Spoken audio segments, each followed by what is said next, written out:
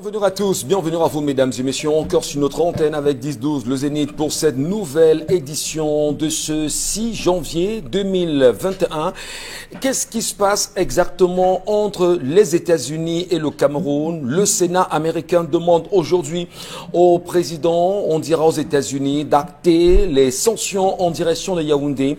Et ces sanctions risqueraient bien évidemment de faire très mal au régime en place quand on sait exactement quels sont les réels problèmes qui sont en cours dans les régions anglophones du Cameroun, notamment en ce qui concerne les nombreux dégâts qui ont connu quelques réalités dans cette région en crise, dans ces deux régions en crise aujourd'hui.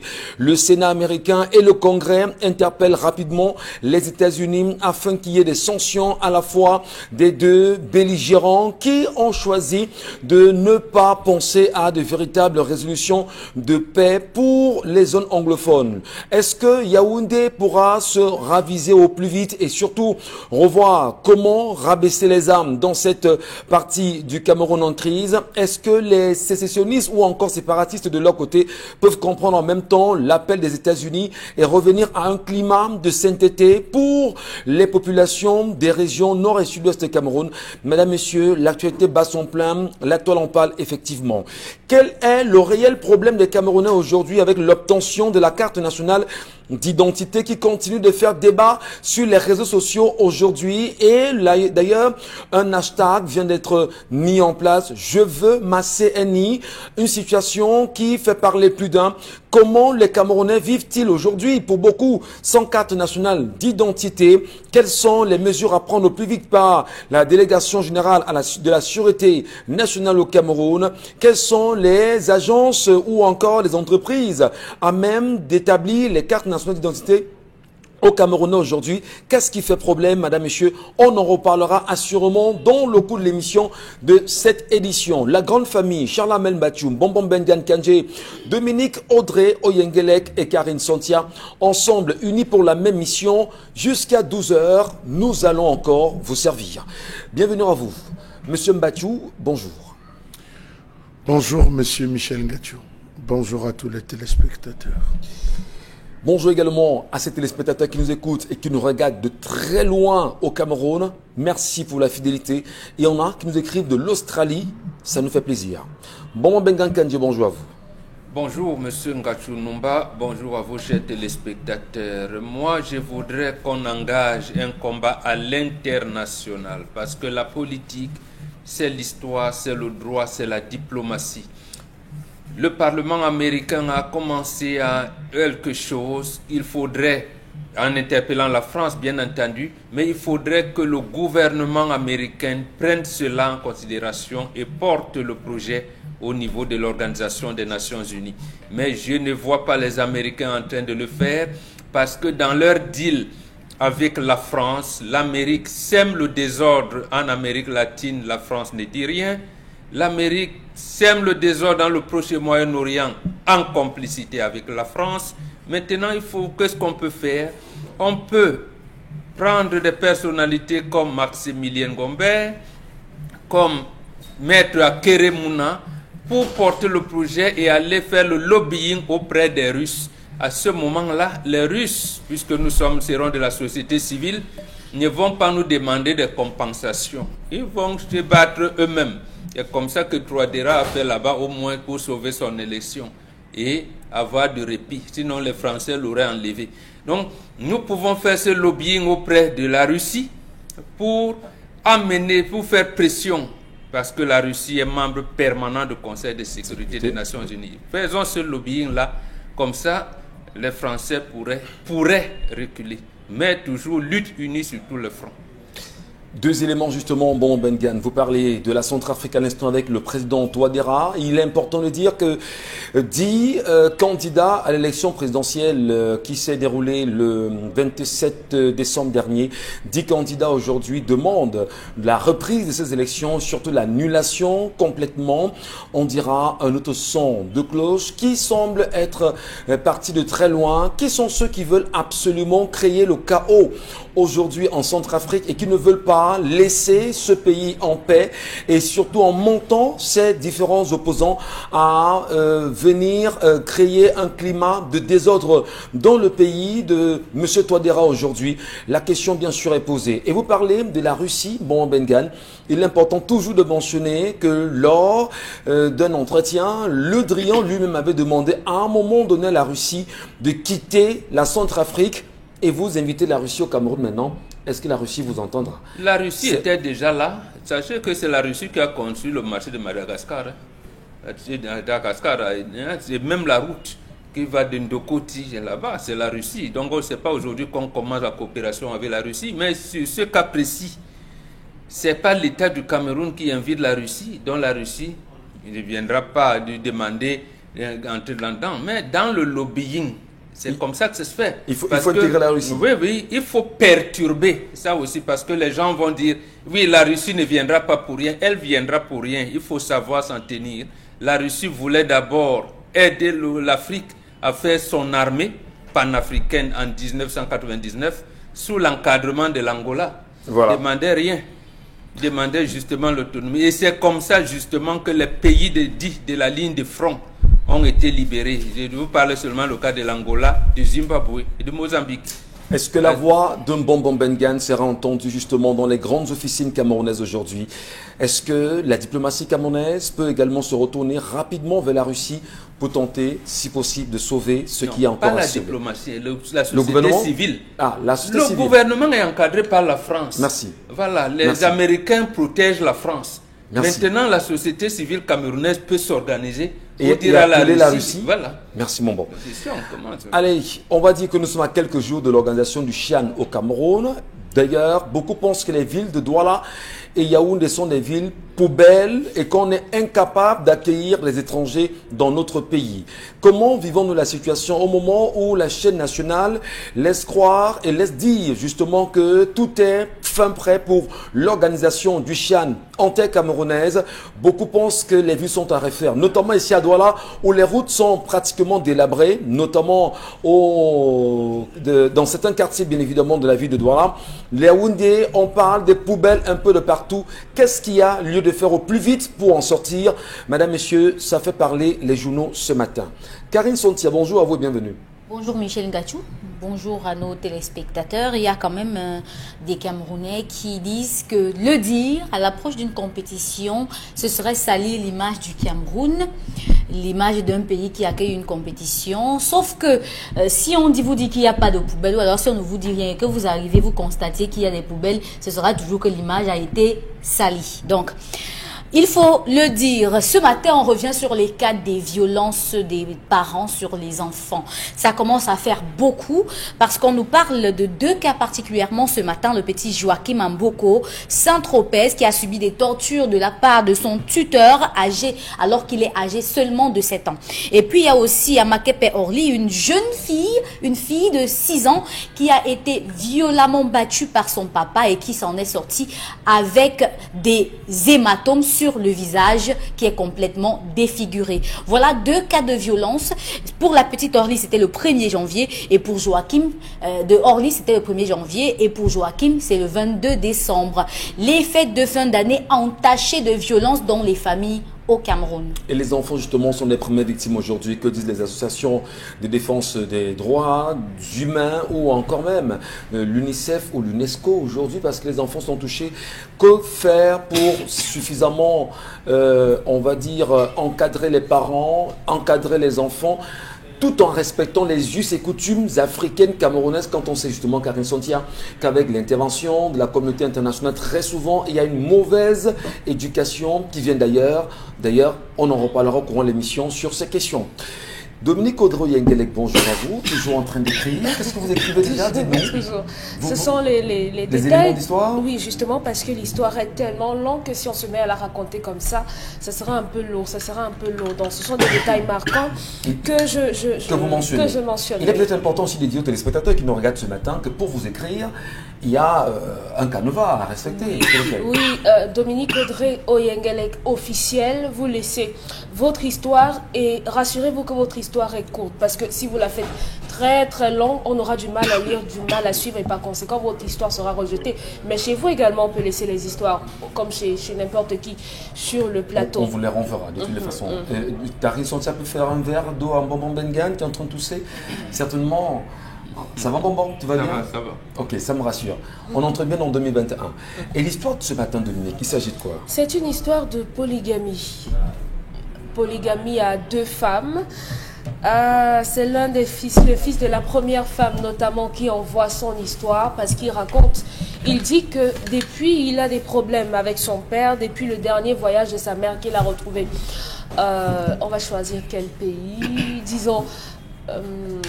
disons la France alors. Rendons-nous l'histoire, parce que l'histoire réellement, c'est important. Oui. Non, vous savez qu'il y a des détails qu'on ne donne pas parce que les familles se sentent généralement froissées lorsqu'on donne les histoires et les perceptions et les avis qu'on donne ici. Les gens s'identifient. Oui, mais il donc, faudrait que les téléspectateurs sachent que ce sont des histoires vraies. Bien sûr qu'elles sont vraies. Justement des téléspectateurs, oui. Voilà.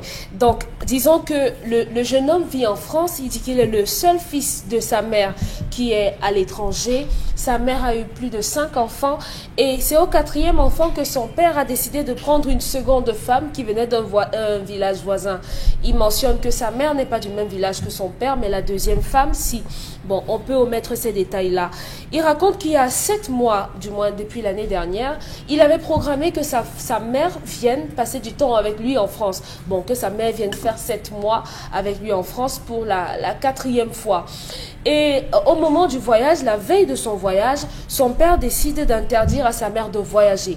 Pourquoi? Simplement parce qu'il y a eu un problème, une situation qui s'est posée entre les 2 coépouses. Une proche de la mère de, disons, Amos, que c'est Amos qui nous raconte l'histoire. La mère de Amos a une proche, une amie qui avait besoin d'argent. Elle lui a demandé 1 million de francs CFA et la mère d'Amos, là sur place, n'avait pas d'argent. Et elle a dit, bon, puisque je n'ai pas d'argent, je vais te ramener chez ma coépouse et comme tu as des garanties, des papiers de terrain notamment, elle peut te donner l'argent pour que tu viennes restituer l'argent. Elle se ramène donc chez sa coépouse. Malheureusement, ce jour-là, sa coépouse lui dit, non, moi je n'ai pas d'argent, donc par conséquent, je ne peux pas l'aider. Elles se sont séparées et elles sont parties. Vous allez permettre justement aux téléspectateurs de se retrouver. Oui. La 2e épouse ou la première? On va la première est la mère d'Amos. La première est la mère d'Amos. Oui. Et maintenant, c'est à la mère d'Amos que la dame a demandé le prêt. D'accord. Et elle n'avait pas. Elle a donc dit, moi je te ramène chez ma coépouse qui peut avoir de l'argent. Oui. Et sauf que la coépouse ce jour-là a dit non, je n'ai pas. Donc elles se sont séparées. La maman d'Amos a continué sa vie normalement. Alors qu'elle était donc à une cérémonie traditionnelle, son téléphone sonne. C'est sa coépouse. Je ne sais pas comment les coépouses s'appellent entre elles.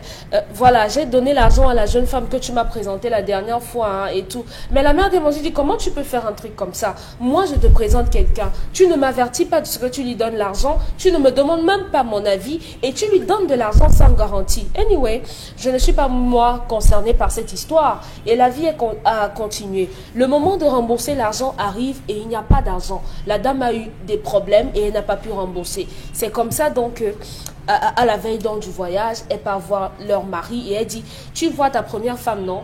Elle a pris mon argent avec la complicité de sa copine, maintenant elle est en train d'aller retrouver son enfant en Benglaba, elle ne veut pas me rembourser mon argent. Le mari dit donc que madame, vous ne voyagez pas. Ou si tu veux voyager, que ton fils rembourse le million de ma femme avant de bouger. Il raconte donc qu'il a créé un groupe WhatsApp et il a mis les 2 femmes de son père et son père dans le groupe pour essayer de gérer la situation. Son père a été irrévérencieux à l'endroit de sa mère, mais il a tenu à être respectueux puisque c'était son père. Il n'a pas été malpoli. Il se rapproche de la dame qui a pris l'argent en question et il se rend compte qu'elle a même remboursé jusqu'aux intérêts de 300 000, dont la coépouse de sa mère avait fait de l'usure. Je crois que c'est comme ça qu'on dit. Elle a fait de l'usure et aujourd'hui elle a continué de gaspiller, comme on dit au Cameroun, le nom de sa mère. Un autre détail.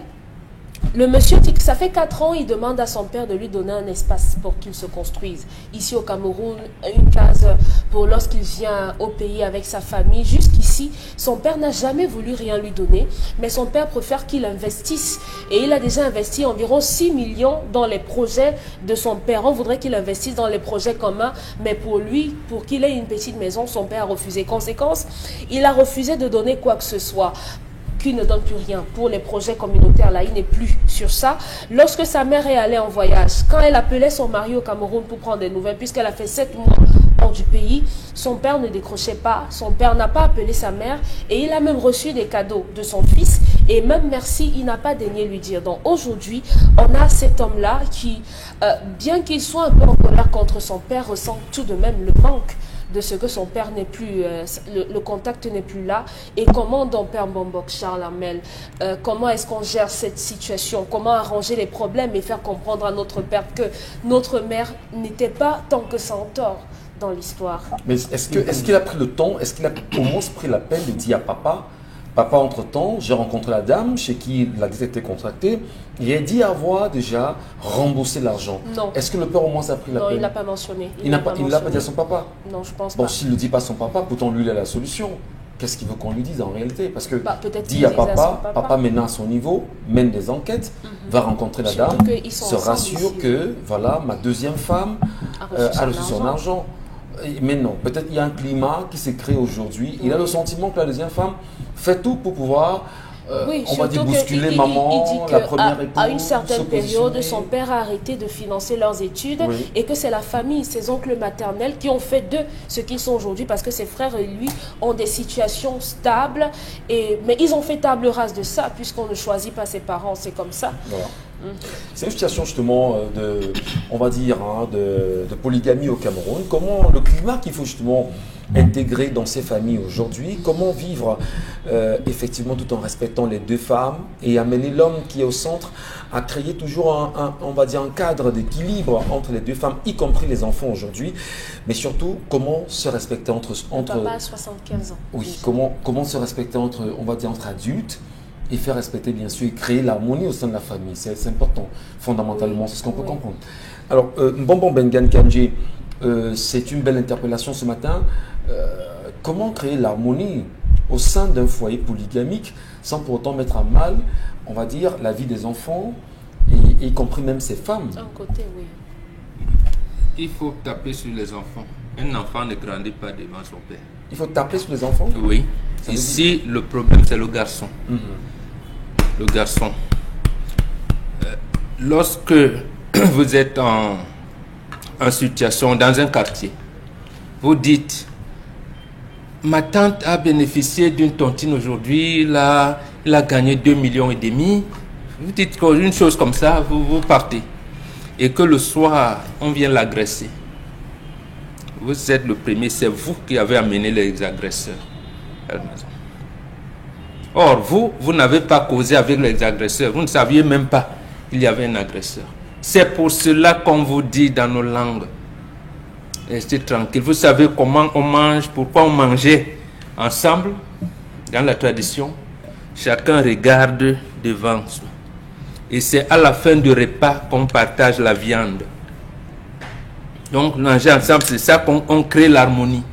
Chacun regarde devant soi et on a les yeux devant soi parce qu'on ne regarde pas ses aînés de manière frontale. Je vous commence cette éducation. Et quand vous n'avez pas, et ces enfants n'ont pas voulu suivre cette éducation, ils se sont réfugiés chez leur nyandom, donc la famille de leur maman.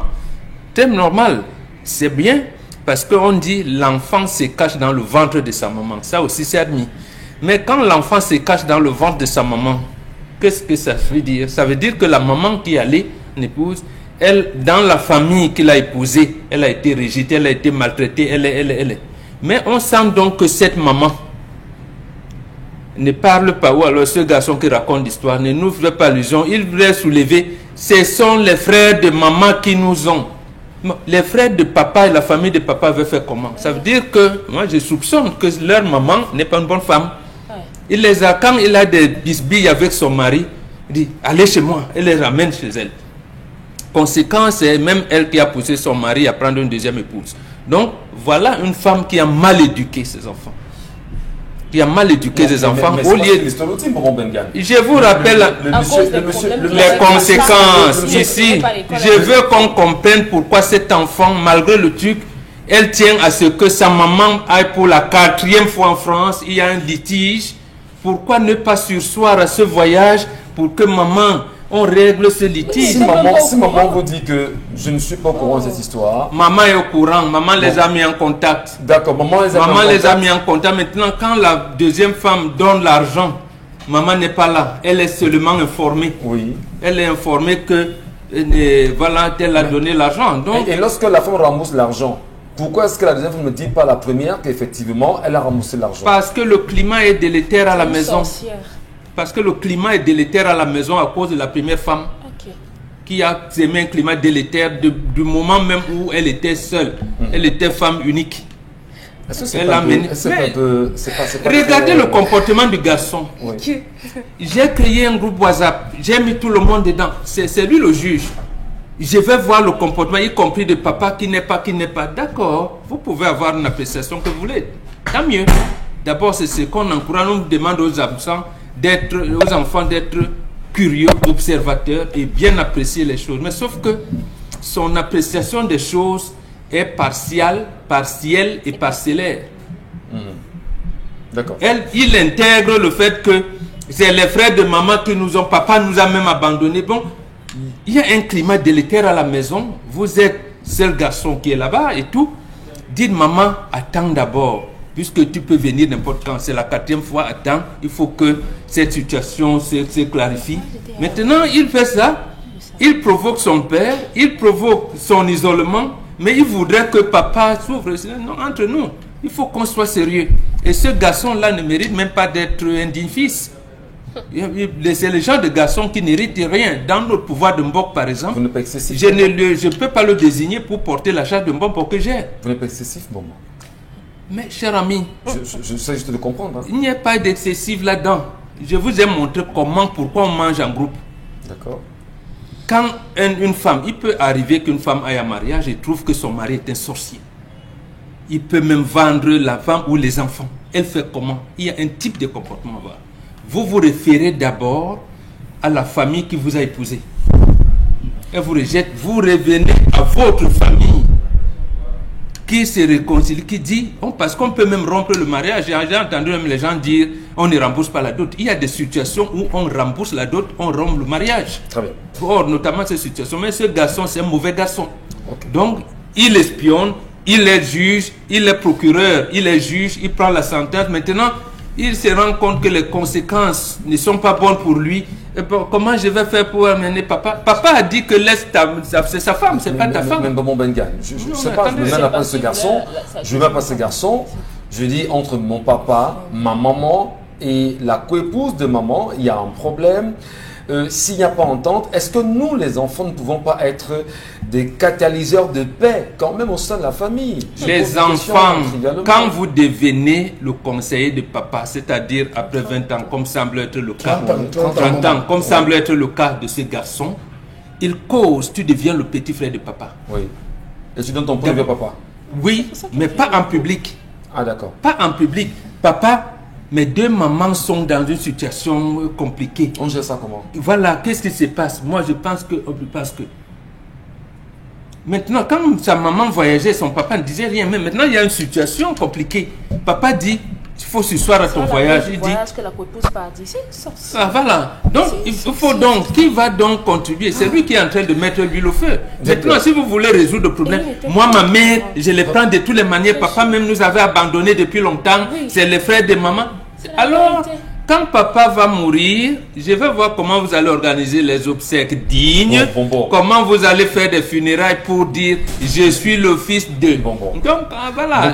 C'est tout ça. Non. C'est très loin quand même. Hein? C'est tout, justement. C'est tout ça qu'on intègre. Quand on dit, vous voyez comment le caméléon marche? Quand le caméléon marche, il accroche sa queue sur quelque chose, parce que pour que même si les branches sur lesquelles il s'écroule, la queue sera accrochée quelque part. Et les yeux du caméléon tournent partout parce qu'il doit voir partout. C'est une affaire de polygamie, ce cher matin. ami. Et cher Lamel, d'ailleurs, sur ce plateau, à chaque fois, à plus d'une fois, vous nous avez justement dit que vous avez 4 femmes, et là, on respecte bien évidemment votre choix. Comment vous parviendrez, vous, à résoudre une pareille situation, si vous étiez d'ailleurs dans la situation de ce papa, d'une part, et que direz-vous à votre fils sur cette éventuelle résolution? Monsieur Michel Gacho, ce père est un bon bantou. Très bon bantou. Pourquoi? Parce qu'il a adopté la politique du silence, se taire. Vous savez, il y a une maxime bantou qui dit: l'enfant pour causer avec sa mère demande l'autorisation de son père. L'enfant pour causer avec sa mère demande l'autorisation de son père, parce que ce n'est pas sa femme. Ce n'est pas sa femme. Monsieur Michel Gacho, il a besoin de suivre les préceptes de son père. 1. 2. Cet enfant a été mal éduqué. Il a reçu une très mauvaise éducation, monsieur Michel Gacho. Une éducation qui l'amène à prendre les devants en toutes choses. Monsieur Michel, vous avez un souci. Vous êtes dans une maison. Votre père a un problème avec ses 2 femmes. Vous avez des aînés. Vous précisez que vous êtes le seul enfant. Seul garçon. Ça veut dire que dans votre... Permettez-moi. À l'étranger, le seul à l'étranger. Il faut préciser. Je dis bien le seul enfant. À l'étranger. Souffrez que j'emploie les expressions. Elle ne fait que Seul, compliquer. je sais ce qu'elle veut. Vous faites la gymnastique. Seul enfant, monsieur Michel Gacho. La position de l'héros vient chercher quoi dans la résolution d'un problème? L'héros l'a rendu fou. Première chose, l'héros l'a rendu fou. Parce que pour lui, je suis le seul enfant en Europe. Il n'aurait pas dû mettre l'Europe. On s'en fout de l'Europe. Arrêtez ces histoires que parce que je suis en Europe, je prends les devants. Il a des frères, il a des aînés. Il n'a pas mentionné qu'il a discuté avec les aînés. Il n'a pas mentionné qu'ils ont échangé. Parce qu'il veut protéger sa mère. Parce qu'il veut conserver sa mère. Il veut arracher sa mère à son père. Il va créer les Facebook, les WhatsApp. Son père est un analphabète. Son père n'a rien dit, même un mot. Vous n'exagérez pas, monsieur? Je n'exagère en aucune façon, monsieur Michel Gacho. Son père dit, bon, puisque c'est toi qui vas... Vous savez, monsieur Michel, vous savez ce que ça fait que vous êtes chez vous. Et quelqu'un d'extérieur essaie de chercher à régler votre problème avec votre épouse, fut-il même votre enfant. Vous avez des frères. Elle a une famille, monsieur Michel. En aucun moment, on a précisé que la femme rentrée de son voyage s'est rapprochée lorsque c'était son jour près de son mari en lui disant que ouais, j'ai eu telle situation avec ma co-épouse. Voici. En aucun moment. On dit plutôt qu'elle a raccroché le téléphone, elle a fait son deuil, elle est rentrée. J'ai suivi l'histoire. Elle est rentrée, elle n'a pas pris la peine de discuter. Non, Michel Gacho, réparez ça. Non, vous faites un complément. Non, du tout. Oui. Qu'est-ce qui s'est dit concrètement? La partie du téléphone, c'est lorsque sa coépouse lui annonce, alors qu'elle est à une cérémonie traditionnelle, que j'ai finalement donné l'argent. Elle n'a jamais raccroché au téléphone quand son mari lui parlait. Non. Je ne parle pas de son mari, je parle d'elle et de sa coépouse. Voilà. C'est ça que je suis en train de dire d'elle et sa coépouse, je ne parle pas du mari. Ouais. Est-elle rentrée dans de ce voyage, comme le veut les usages, il a posé le poids à son mari en lui disant que mon chéri, j'ai eu telle situation avec la coépouse, j'ai eu non, elle a préféré rester en disant c'est les affaires de femme, je ne porte pas ça à l'attention de mon mari, malgré le fait que le deal n'a pas été respecté. Regardez jusqu'où une femme décide de couper la communication avec son... Est-ce que c'est pas excessif quand même, monsieur Mbachou? Moi, je veux comprendre. Monsieur Michel... Je me mets à la place de ce garçon. Monsieur Michel Gacho. S'il s'agit de maman... Monsieur Michel Gacho, ne m'amenez pas le complexe de type. Non, je ne réfléchis pas avec les émotions. Vous voulez mettre d'émotions là où il n'y en a pas. C'est pas une question d'émotion. C'est l'émotion, c'est les organes. Je n'ai pas besoin de... C'est la logique, monsieur Michel. C'est la logique. Vous savez, le père qui refuse que l'enfant ait un projet individuel. Est-ce que vous vous êtes posé la question de savoir si ce n'était pas lui que le père avait choisi comme successeur?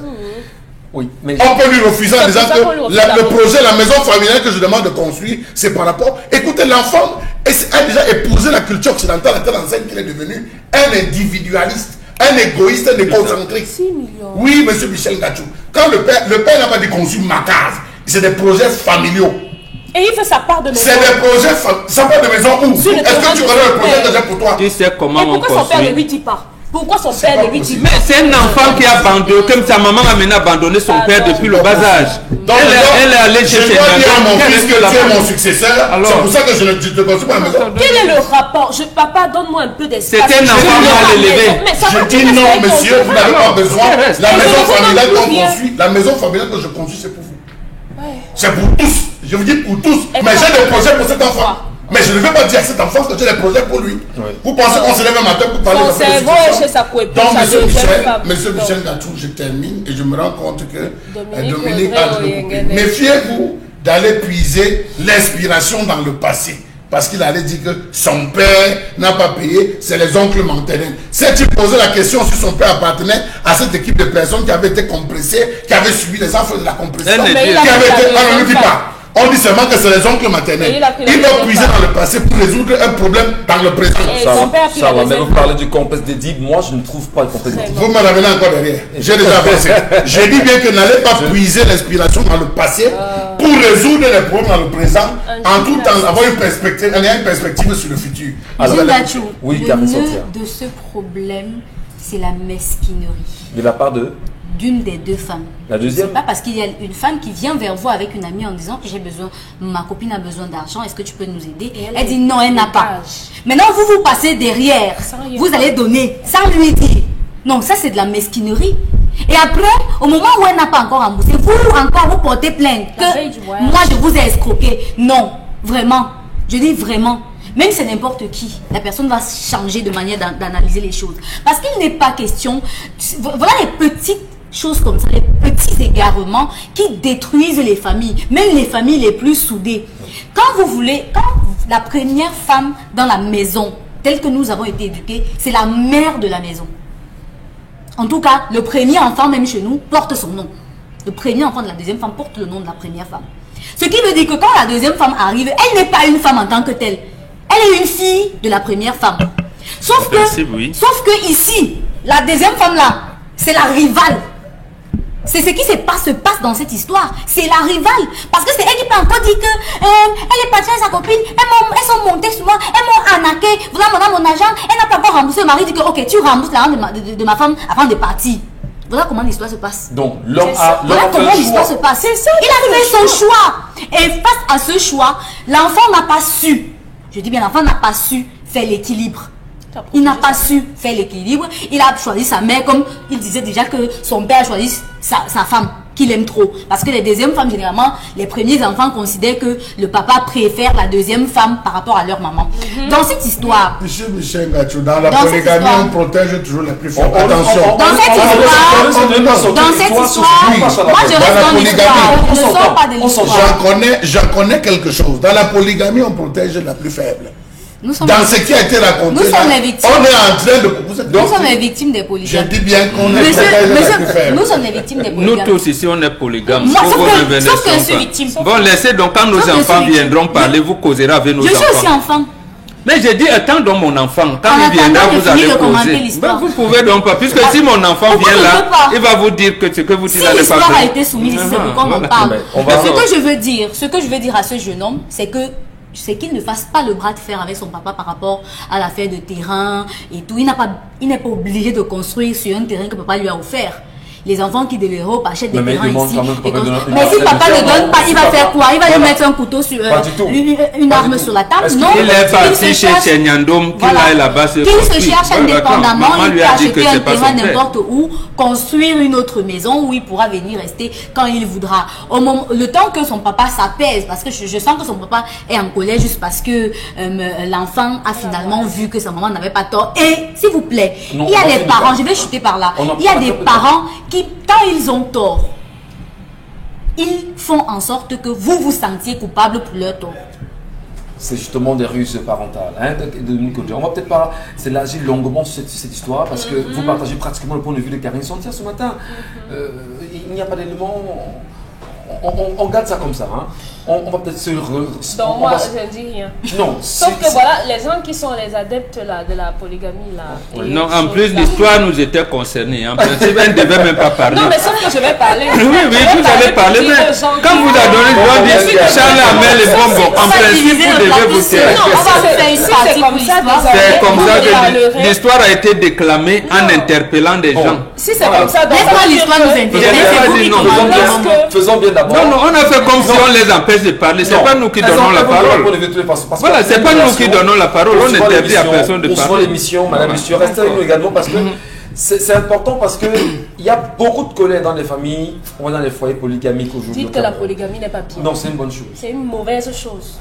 C'est une mauvaise chose. Et les parents là qui font du mal à leurs enfants quand ils sont petits s'attendent à ce que lorsque l'enfant est grand, on oublie que papa a échoué lamentablement en ce qui concerne ses responsabilités. Vous ne payez pas l'enfant à votre école, l'école à votre enfant quand il est petit. Et que ce soit les frères de sa mère qui payent. Vous voulez qu'il s'excuse pour ça? Jamais. Soyez des hommes. Soyez des pères. Oui, on en reparle. Il le faut. Tout de suite, madame, monsieur, la colère. Il le faut.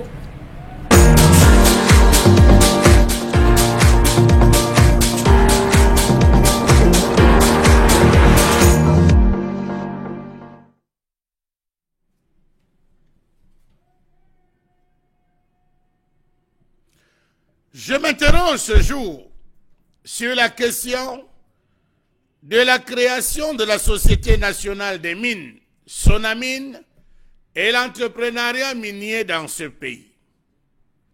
Le président de la République a créé par décret le 14 décembre 2020 la Société nationale des mines, qui venait alors damer le pion à la CAPAM, entendez cadre d'appui à l'artisanat minier du Cameroun.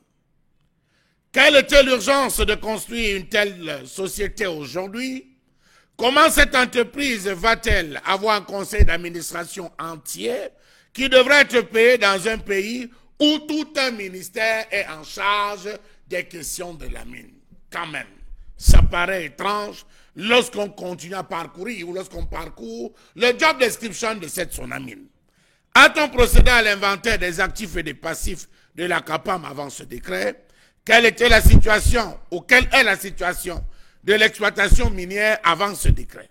Exploitation camerounaise ou alors exploitation étrangère? Au regard des cris et des youyous, peut-on conclure que la création de cette société publique aura un effet sur l'exploitation minière au Cameroun avec l'État comme unique actionnaire, du moins pour le moment?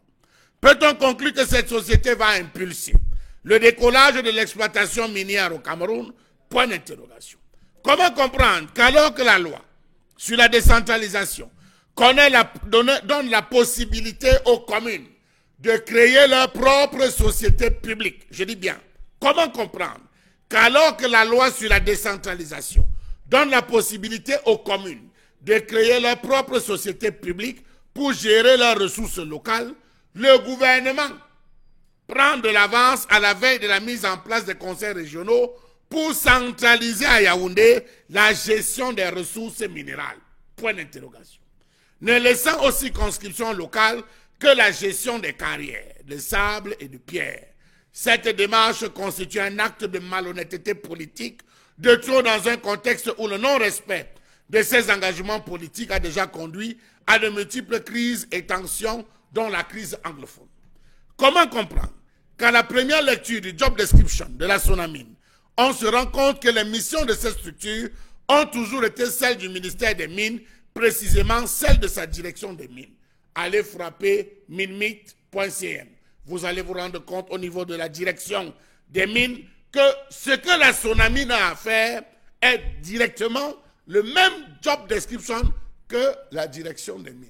Pourquoi n'avoir pas tout simplement délocalisé cette direction? Une question.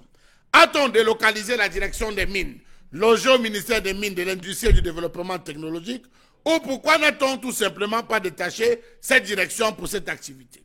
Qu'a-t-on fait des textes du Code minier camerounais de 2016 pour penser à une nouvelle structure? Flou total.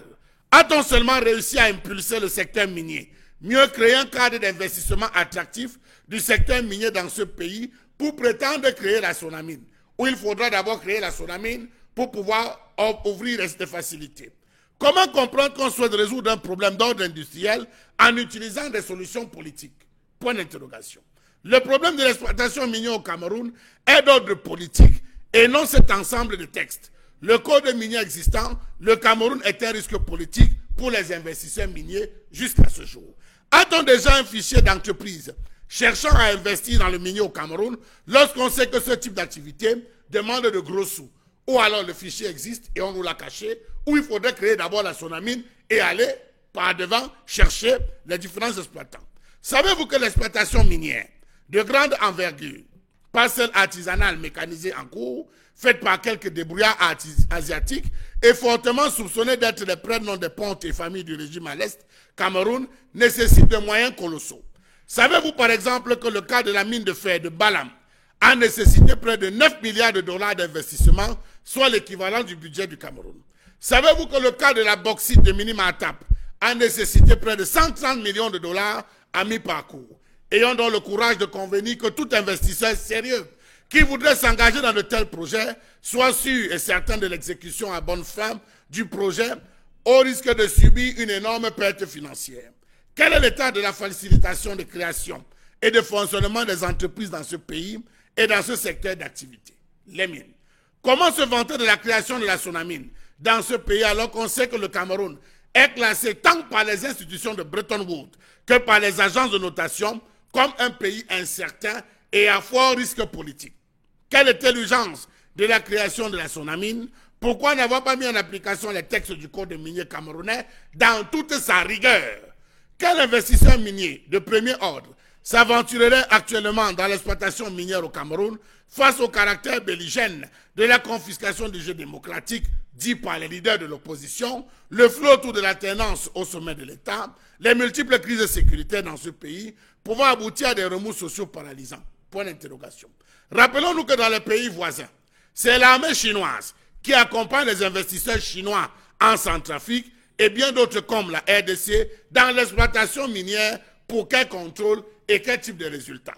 Posons-nous la question de savoir pourquoi est-ce que ArcelorMittal, qui est un des leaders mondiaux dans l'exploitation de fer, était à peine arrivé au Cameroun pour des négociations relativement au fer de Balam il y a quelques années et était reparti sans suite, sans aucune information.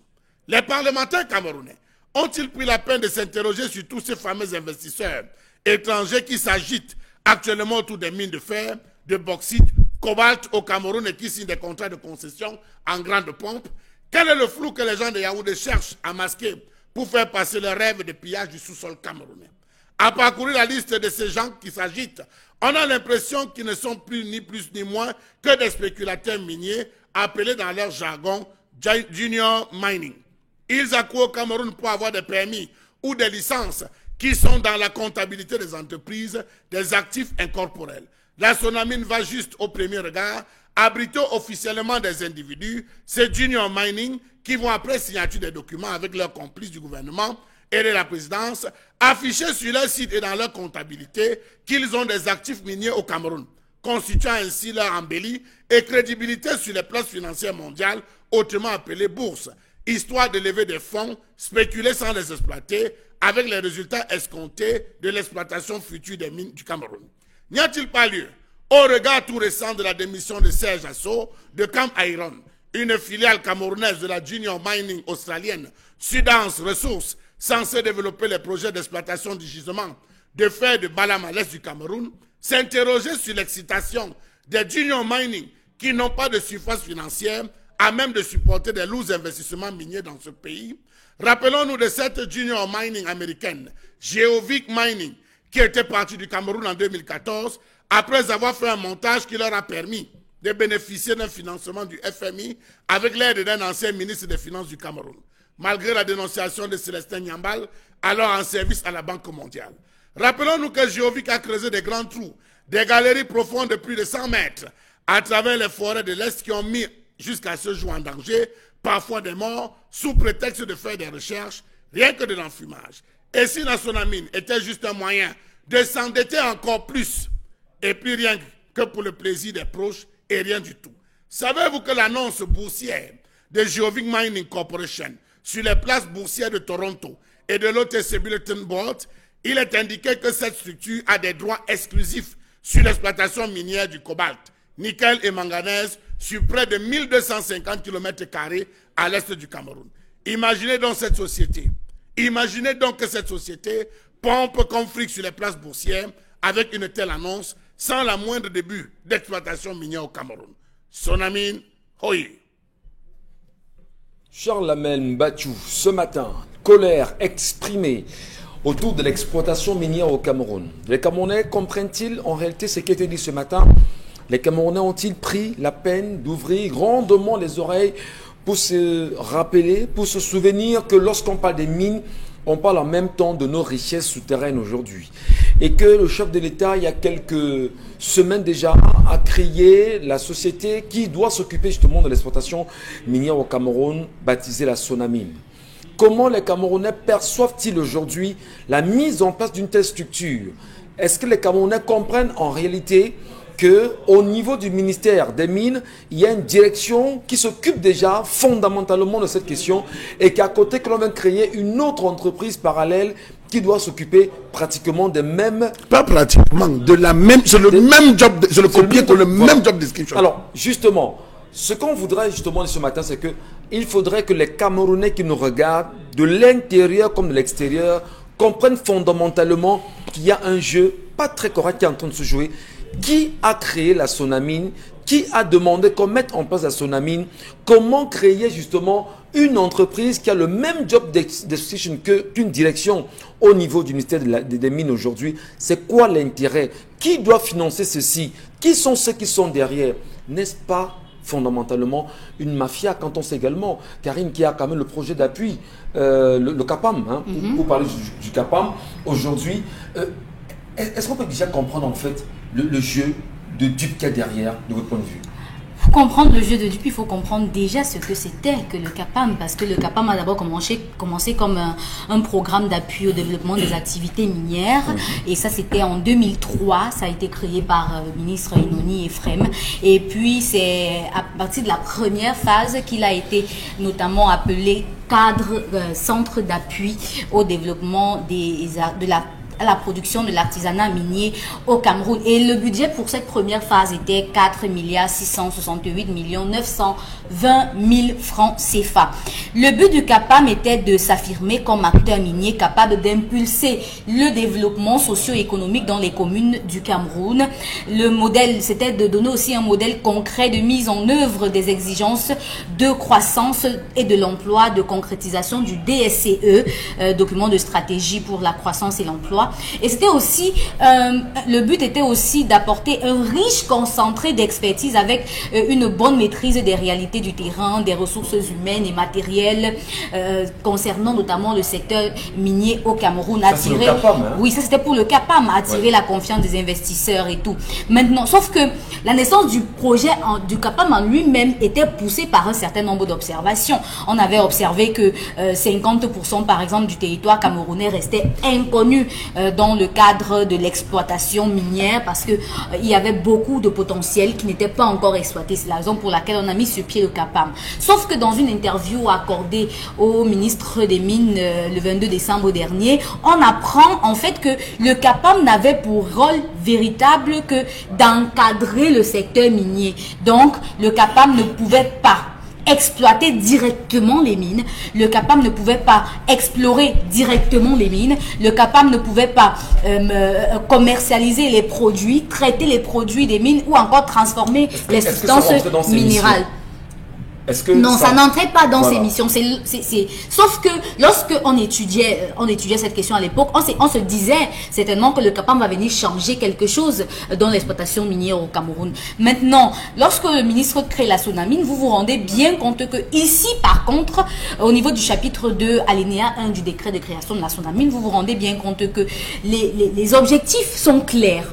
On nous dit que développer et promouvoir le secteur minier au Cameroun, réaliser l'inventaire des indices miniers, conduire les études relatives à l'exploration, ces mêmes responsabilités sont celles qui incombent à la sous-direction des activités minières logées au ministère des Mines et du Développement technologique. Voilà. Et c'est là justement, ça dit qu'on a, on a deux entités qui ont pratiquement les mêmes missions. Oui. On va le dire ainsi. Voilà. Conception et mise en œuvre de la politique de développement des ressources minières, élaboration du plan d'exploitation des ressources, élaboration des mesures visant l'exploitation optimale des gisements miniers. Vous vous rendez compte que les rôles sont pratiquement les mêmes. Maintenant, les questions qu'on peut se poser ici, c'est est-ce que la sous-direction des mines, qui est logée au ministère des Mines et du Développement technologique, va être supprimée et sera désormais la SONAMINE, ou alors la SONAMINE va être installée directement à la sous-direction des mines? Il faut bien qu'on sache. Et là, justement, la question est fondamentale, Karine Sonsa, puisque vous la posez. Et on va également interpeller très rapidement le chef du gouvernement, le Premier ministre aujourd'hui. Est-ce qu'ils prennent conscience fondamentalement de l'existence de ces... On pourra parler de goulot d'étranglement existentiel, de ce parallélisme qui existe justement dans l'exploitation minière au Cameroun avec ces entités qui sont... J'ai mieux de parler d'une maquette. D'une maquette, Maquette de quoi, À quel niveau? Oui, la SONAMINE est une maquette dont les réalisations seront une vue de l'esprit. La direction est d'abord basée... Ça, c'est justement la question. Non, on a dit que le siège de la SONAMINE est pour le moment, et d'après le décret, à Yaoundé, mais pourra être déplacé. C'est une sous-direction là-bas. Voilà. Est-ce qu'on ne crée pas justement la SONAMINE aujourd'hui pour contenter les appétits de certains pontes du régime aujourd'hui? Est-ce qu'on ne crée pas la SONAMINE aujourd'hui pour continuer à dilapider... Pour voler dans la légalité. Pour voler dans la légalité. Merci infiniment, Dominique Audrey. Est-ce qu'on ne crée pas la SONAMINE? Parce qu'on va dire à un moment donné... Voler avec les doigts. Monsieur Equinos là-bas, vous parlez des choses que vous ne maîtrisez pas. Oui. Mais on veut bien comprendre. À quoi donc c'est la SONAMINE aujourd'hui si on a justement cette sous-direction au niveau du ministère des Mines qui a le même job description que la SONAMINE? Fondamentalement, on se rend compte qu'il y a un réel problème aujourd'hui.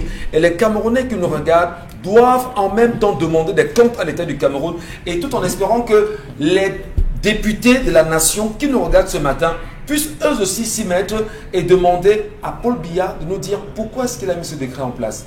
On en reparle. Mais qui gravite autour du Cameroun aujourd'hui. Surtout, vous invitez véritablement à grandement ouvrir vos oreilles, oui, et vos yeux aussi sur la gestion de ce pays qui est le nôtre dans la globalité. Vous invitez à vous rendre compte que nous sommes aujourd'hui au moins 40 millions de Camerounais. Ça veut dire qu'en réalité, nous aussi en tant que citoyens, nous avons un droit de regard sur la gestion des affaires publiques dans ce pays. Vous le savez également, le chef de l'État a créé ce qu'on appelle aujourd'hui la SONAMINE. Parlons bien évidemment de SONAMINE, madame, monsieur. Permettez-moi de revenir, vous faire savoir que c'est une entreprise qui va s'investir dans l'exploitation minière au Cameroun et qui vient de remplacer effectivement ce qu'on appelle la CAPAM, nous le disait à l'instant, appui aux organisations et de l'artisanat minier, et qui a pour unique actionnaire l'État du Cameroun. Au-delà justement, la CAPAM a existé. On n'a fait aucun bilan de ce que la CAPAM aura fait jusqu'à présent. Et entre-temps, aucun Camerounais ne s'est demandé à quoi a servi la CAPAM pendant tout ce temps. Quelles sont les missions qui étaient assignées à la CAPAM? Qui était derrière la CAPAM?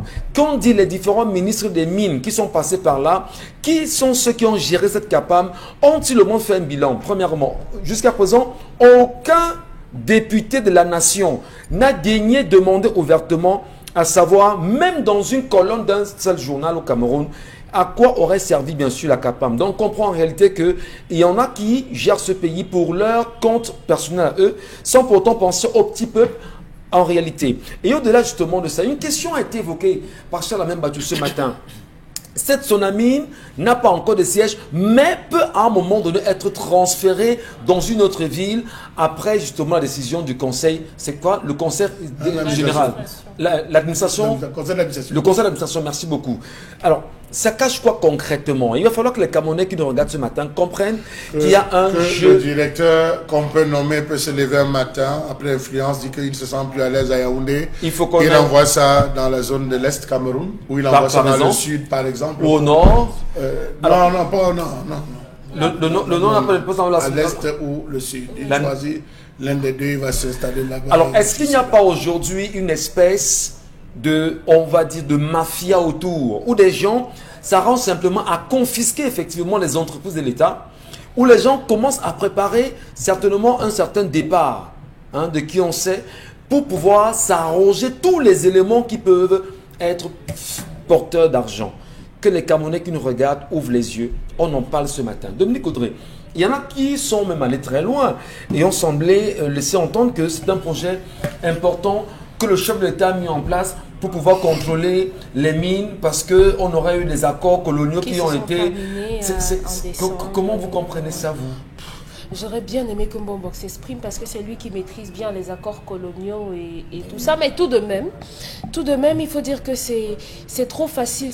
C'était prévisible qu'on nous sorte cela, que désormais Paris ne gérerait plus. Le Cameroun est effectivement souverain au niveau des choix de ses partenaires pour pouvoir exploiter le sous-sol qui, qui jusqu'en 2011 est à 40% sur 100 de tout le territoire camerounais qui est exploité. Si on parle des différentes sociétés qui sont dans les différentes minerais du Cameroun, c'est long. C'est vraiment long et vous vous rendez compte que dans la répartition des pourcentages, le Cameroun se retrouve à certains endroits avec 10%, avec moins, du moins, c'est tellement minable. On a eu Géovic en 2019 qui nous a annoncé la reprise de ses travaux après la longue absence qu'a mentionné monsieur Mbachou, et ils ont eu l'attestation, la licence au mois d'avril 2003. Donc, ils ont donc la possibilité de... Non, préciser qu'ils ont été reçus par le SGPR et qu'au sorti en grande pompe sur le tam-tam national, ils ont annoncé un investissement de 400 millions de dollars. Il faut le dire pour 2000. Oui, monsieur. Et à côté de ça, il faut dire qu'ils ont levé, je crois, 66 milliards de dollars à la bourse de Toronto également. De Toronto. Donc, il faudrait comprendre. Zéro investissement au Cameroun. Voilà. Comment ça s'explique? Ils ont levé une bourse. Ils ont levé un budget. Ils ont eu un investissement. Ils ont eu un investissement à la bourse de Toronto. Et il y a eu zéro investissement au Cameroun. Laissez qu'elle poursuive. Non, en fait, justement, c'est que sur ce point précisément, moi je voudrais que les Camerounais, parce que le plus important c'est que nous sommes dans une formation du peuple camerounais. Si nous disons, parce qu'on a pris le temps de chercher, est-ce que les Camerounais ouvrent les oreilles et comprennent comment est-ce qu'on gère ce pays fondamentalement? Ils ont compris. Il faut peut-être le redire pour qu'ils comprennent très bien qu'on a levé un argent justement à la bourse de Toronto. Avec quelle garantie? La garantie, c'est les réserves minières, justement. Donc vous avez donné les licences. L'argent qu'on a pris dans la bourse de Toronto est où aujourd'hui? Les trous sont là-bas. Les trous sont où? Là-bas. Donc on prend le sol, on prend dans le sol, on prend à la bourse et vous allez rembourser. Et c'est valable pour une durée de 40 ans. Cette exploitation, si je ne me trompe. À côté de ça, on a la société Canyon Resources qui a estimé que les ressources de Mini Martap et de Ngaoundal étaient au niveau de... On avait 65 plateaux de bauxite au Cameroun. Et à ce niveau également, eux aussi, ils ont commencé l'exploitation. Moi, j'aimerais bien savoir où est-ce qu'on en est. Et rendez-vous compte que le Cameroun peut être classé comme le plus grand gisement du monde en termes de bauxite. Et de terre. Par exemple. Voyez-vous des investissements à ce niveau? Est-ce qu'il n'y a pas de levée de fonds? 3. Sundance Resources Limited. C'est une autre entreprise mondiale. Mais là, ce sont les éléphants blancs que vous nous citez là, Dominique Audrey. Donc, qui ont existé. Il y en a pour le marbre, il y en a pour le fer, il y en a pour le rutile, il y en a à la pelle. Il y en a à la pelle. Par exemple, on a au niveau du fer de Mbalam qui pose également problème. C'est une société qui est basée en Australie. Attendez. Vous savez, c'est la colère et puis ça nous met déjà en colère. On a envie de savoir qui étaient les différents directeurs qui ont géré la CAPAM. Là. Non, ils se connaissent. Non, il faut chercher les noms de ces gens. Pour en faire. Non, on ne peut pas. Est-ce que c'est le problème? Non, il faut que ces gens rendent compte. On ne peut pas, monsieur Mathieu. Ces gens-là ne voyaient même pas les mines. Ils encadraient seulement. Ils encadraient. Ils venaient voir comment c'est, ça voyait pas. À l'encadrement, il faut rentrer dans le job description. Non, ils doivent dire au Cameroun. Il faut rentrer dans le job description du MINMIT, monsieur Michel Ngachou, pour comprendre et dénicher les nœuds. Ou si vous voulez, défaire les nœuds mal entrelacés. Très bien. Dominique Audrey. Donc, au niveau de Sundance Assurance, comme je disais, c'est une société qui est basée en Australie. Au Cameroun, ils ont leur siège, et au Congo également. Au Cameroun, c'est Cameroun Iron SA. Cam Iron, voilà. Et ils sont actionnaires à 90% et le Cameroun à 10%. pour c'est l'exploitation de quoi? Du fer. De Mbalame. En réalité, et on a 40 millions de tonnes disponibles là-bas qui peuvent être extraites par an pendant 35 ans. Je voudrais encore vous arrêter. Vraiment, Arrêtez-moi. que les téléspectateurs m'excusent parce qu'il y a un qui m'a dit à un moment donné, monsieur Après, on Ngachou. va à Mobilon au niveau du diamant. Monsieur Ngachou, vous faites un peu trop parfois. J'ai dit, une fois, j'ai eu la chance de participer à une conférence au Hilton avec le feu Charles Ateba Yéné, qui nous disait à la fin de la conférence, les amis, je vais vous dire une chose, Paul Biya a tout gardé, Paul Biya a tout fait, mais n'a pas vendu le sous-sol de ce pays. Il a gardé ça pour les générations futures. Voilà, je N'est-ce pas, non? le dis pas à son âme, je m'appelle le feu Charles Ateba. Parce que là, vous voulez même être en colère. Voilà, il dit bien que Paul Biya a tout fait, les amis. Ce qu'on devait garder en idée, c'est que Paul Biya a tout fait, mais n'a pas vendu le sous-sol de ce pays. Oui. Et nous étions dans cette salle, nous étions une cinquantaine. Il y en a qui sont en disant oui, vraiment, il a tout fait, il ne l'a jamais fait, le sous-sol est là. Mais lorsque vous décrivez ce que vous décrivez, est-ce que les Camerounais se rendent compte justement aujourd'hui que c'est plus grave que ça, quoi on pense, et que là, le sous-sol ne nous appartient plus concrètement. 90% à une entreprise étrangère et le Cameroun bénéficie de 10%. Non, mais c'est un Camerounais qui était à la tête, non? C'était... Et il a même démissionné le mois dernier. Serge Asso. Serge Asso. Il a dit que lui n'est pas d'accord qu'on traîne le Cameroun dans les tribunaux. Il ne veut pas. Il ne veut pas. Donc, mieux, lui, il est Camerounais. Il préfère Et il protéger préfère les protéger intérêts les intérêts camerounais du président de la parce que République. Sudans a adressé une mise en demeure à l'État du Cameroun. Bon, quand il a Benga, démissionné, ça arrête la poursuite. Permettez, vraiment.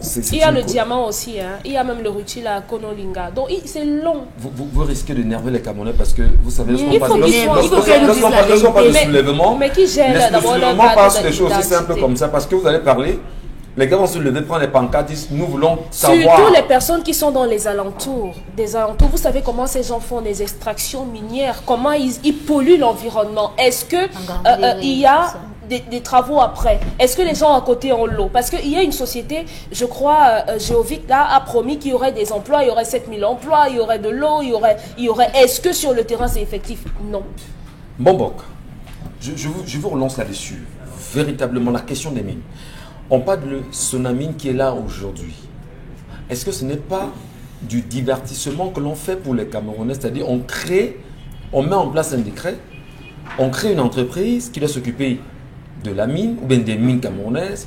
On a la CAPAM qui était là-bas, dont on n'a fait aucun bilan, aucun député n'a parlé.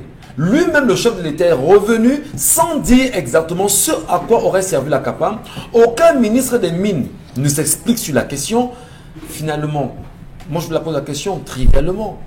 Qu'est-ce qu'on peut faire pour que les Camerounais comprennent que le sous-sol n'appartient pas à une caste de personnes, mais appartient aux Camerounais qui doivent en profiter sur des générations et des générations aujourd'hui? Non, les Camerounais le savent, mais la question c'est comment parvenir à revendiquer au point d'obtenir les résultats qu'on recherche.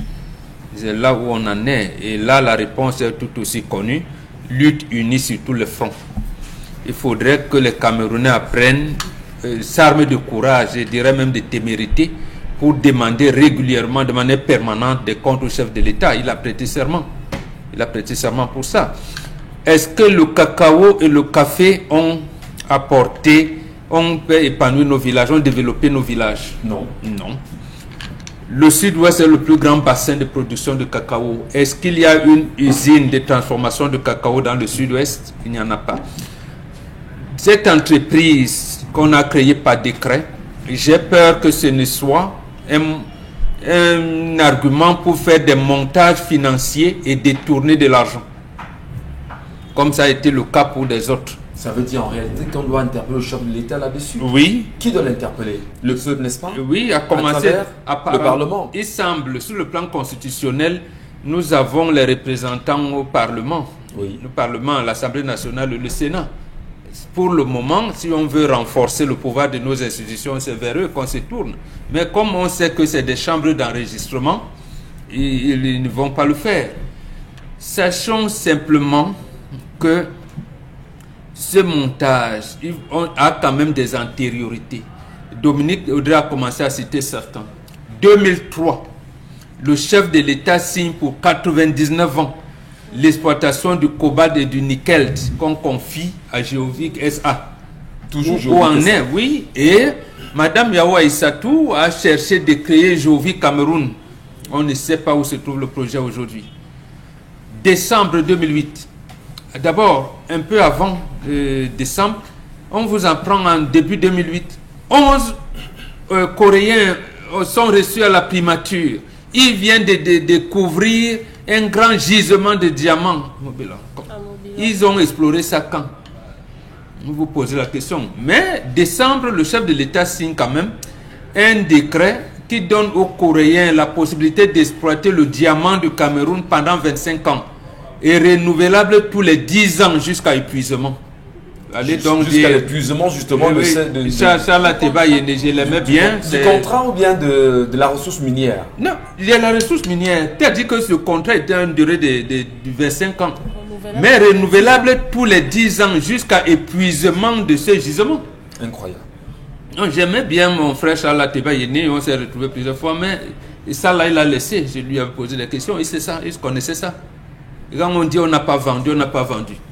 C'est où? Je vous ai dit, le cacao, le café ne nous ont pas permis de nous émerger. Il en sera de même du sous-sol camerounais qu'on est en train de brader, de faire des montages financiers pour, j'allais dire, pour enrichir les gens.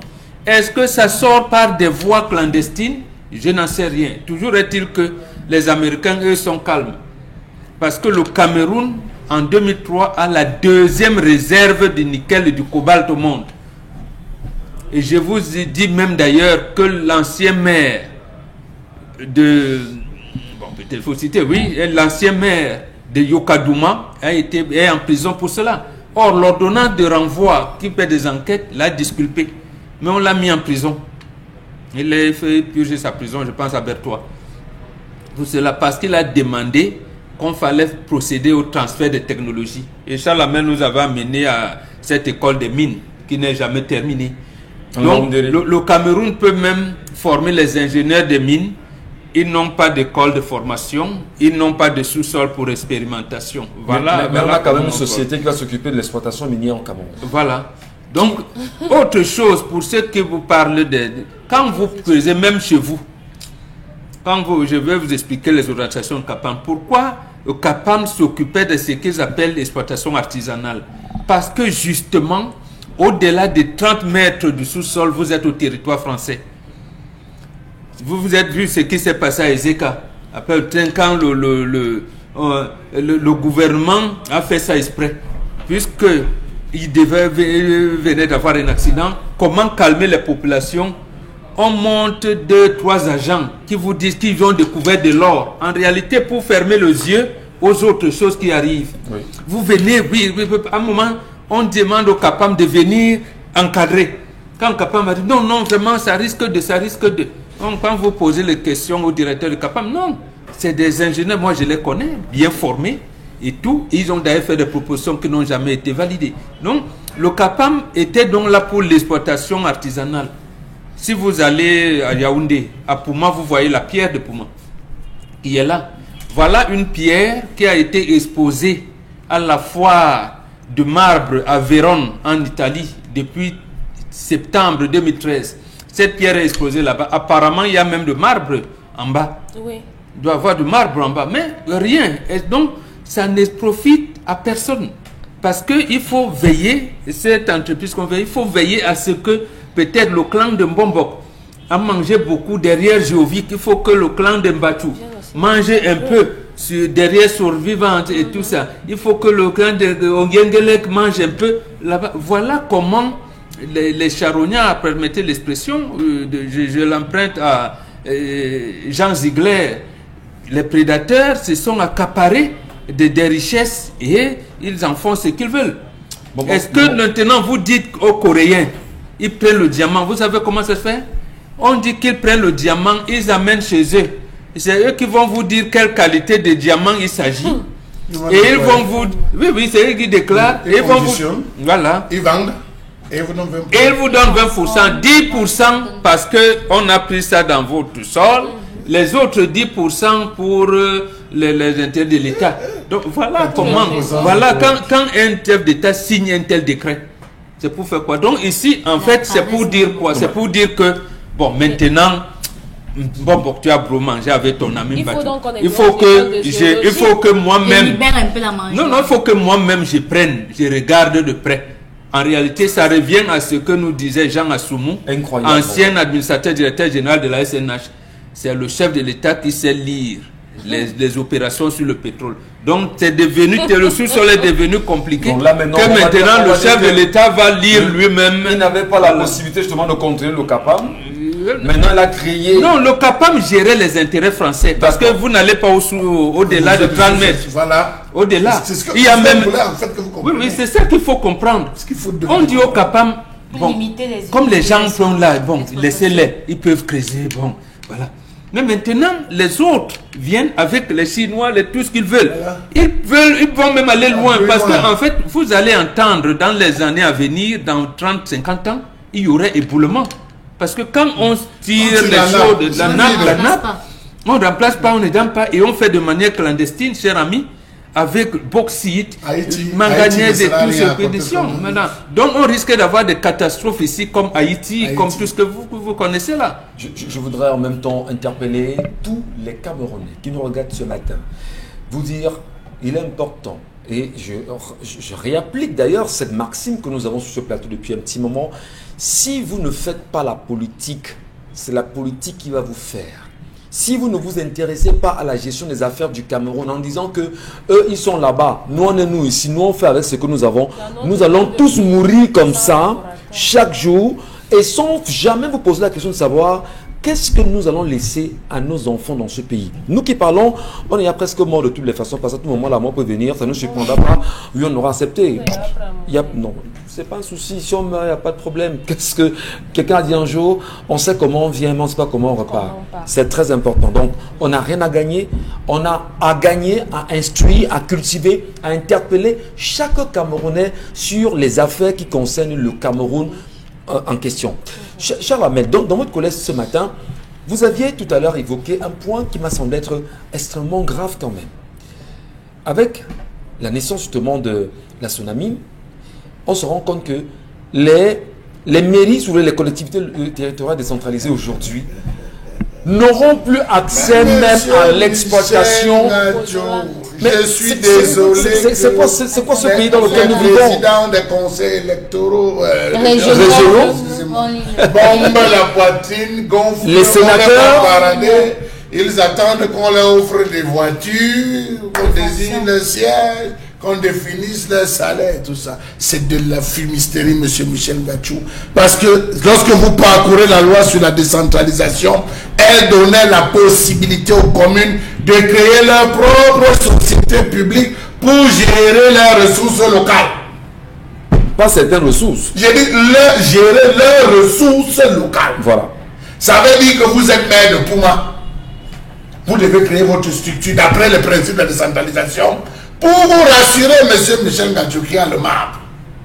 Mettre sur pied une politique pour permettre à votre commune, à votre région d'abord de s'autosuffire, de financer ses propres réaliser ses propres projets, ses ambitions et de donner la quote-part de l'État. L'État, tout à fait. Mais l'État court-circuit. On appelle ça un court-circuit chauffant, brûlant. Monsieur Michel, écrase la Sonamine. Aucun parlementaire n'en parle. N'a osé lever le petit doigt. Ils sont restés comme des vipères rassasiées, monsieur Michel Gachou. Vous savez que la vipère rassasiée peine même à se mouvoir. Alors, voilà, on crée le conseil, on crée la Sonamine. À quelques heures, monsieur Michel Gachou, de la mise en place des conseils régionaux. Les conseils régionaux. À comment ils servent? Celui de l'électoral nous a dit qu'il va goudronner jusqu'à devant les portes, les chefs de lieu, les bâtiments, les préfets. J'ai dit bien avec quoi? C'est dans le littoral qui gère la poutrolane. Je prends qu'à dans le littoral qui gère la poutrolane. Une société étrangère. Qui a reçu l'agrément et le décret d'août de la plus haute personnalité de ce pays. Va-t-il aller à la compte de ce pays? Bango pour le cas va retirer ça peut-être. Est-ce qu'il va réussir à retirer ça? On vous dit qu'on a créé la Sonamine, j'ai été d'accord. Mais que fait-on, monsieur Michel Gachou, des différentes licences d'exploitation qui ont été données à toutes ces structures, comme Bobo l'a précisé, avec des exploitations sauvages et barbares? On vous dit que sur la place boursière à Toronto, Geovic Mining a fait des levées, M. Michel Ngachou, a des droits, en présentant des droits exclusifs sur le cobalt, le nickel, le manganèse, qui s'étend sur près de 1250 km à l'Est Cameroun. Est-ce que les gars de l'Est Cameroun savent qu'il y a une structure qui, de l'autre côté, va déposer avec les licences qu'on lui a données, faire des levées, utiliser cet argent, gérer ses business, alors que eux, là, ils n'ont pas d'eau, ils n'ont pas de lumière, ils n'ont même pas de quoi manger, M. Michel Ngachou. Quand vous dites qu'on met la tsunami, vous parlez bien de l'Est Cameroun. Vous précisez à l'Est Cameroun. Quand vous précise, M. Michel Ngachou, que le ministre de Domboké vous précise qu'il n'y aura pas de relecture des précédents contrats, qu'ils sont toujours... Oui, la création de la tsunami n'arrête pas, n'empêche pas, n'interrompt pas et ne va pas appeler à une autre relecture de tout ce qui a été fait avant. Monsieur Bachou, oui. Alors là, c'est une mafia, permettez. Cette colère, réellement, je pense que les Camerounais qui nous regardent aujourd'hui, sincèrement... Non, c'est tellement choquant qu'il faudrait que... On ne met pas d'organes. Il faudrait que les Camerounais, sincèrement, trouvent le moyen non, le comment justement c'est la question. Mais trouve le... Non, le temps viendra. Il faut qu'ils trouvent le temps d'interpeller le chef de l'État sur ces questions. Mais ça veut dire que c'est les sénateurs. Mais il nous sert à rien, monsieur Mathieu. Mais il y a toi. Et nous servons à quoi finalement? Les sénateurs s'expriment, les mairies s'expriment, vous avez une licence d'exploitation. Les députés s'expriment. Vous avez une licence d'exploitation octroyée à la société Geovic pour l'exploitation du nickel, cobalt et manganèse à Kamona, Lomé à l'Est Cameroun. Celui octroyé à la société CNK Mining pour l'exploitation du diamant et des substances annexes à Mobilon, Yokadoma. Vous avez le permis d'exploitation octroyé pour l'exploitation du calcaire, du marbre, à Cam Iron, à filiale de l'Australien Sudas Resources pour l'exploitation du fer de Balam et Cameroun Alumina Limited pour l'exploitation du gisement de bauxite de Minimata. Allez dans cette zone. Est-ce qu'ils vivent? Est-ce qu'ils mangent? Pire, je vais vous dire, M. Michel Ngachou, vous l'avez peut-être pas lu, la Sonami pourra prendre des participations dans les sociétés exerçant dans le domaine de l'exploration, de l'exploitation, de la commercialisation, du traitement et la transformation des substances minérales par voie d'apport, de commande, de souscription, d'achat de titres, etc. La société, M. Michel Ngachou, à l'article 4, précise que l'organisme public mandaté pour gérer désormais l'état du secteur minier pourra faire des études relatives à l'exploration et à l'exploitation des substances minérales, passant par le procédé de recrutement des élèves de l'école de géologie minière. De Menganga.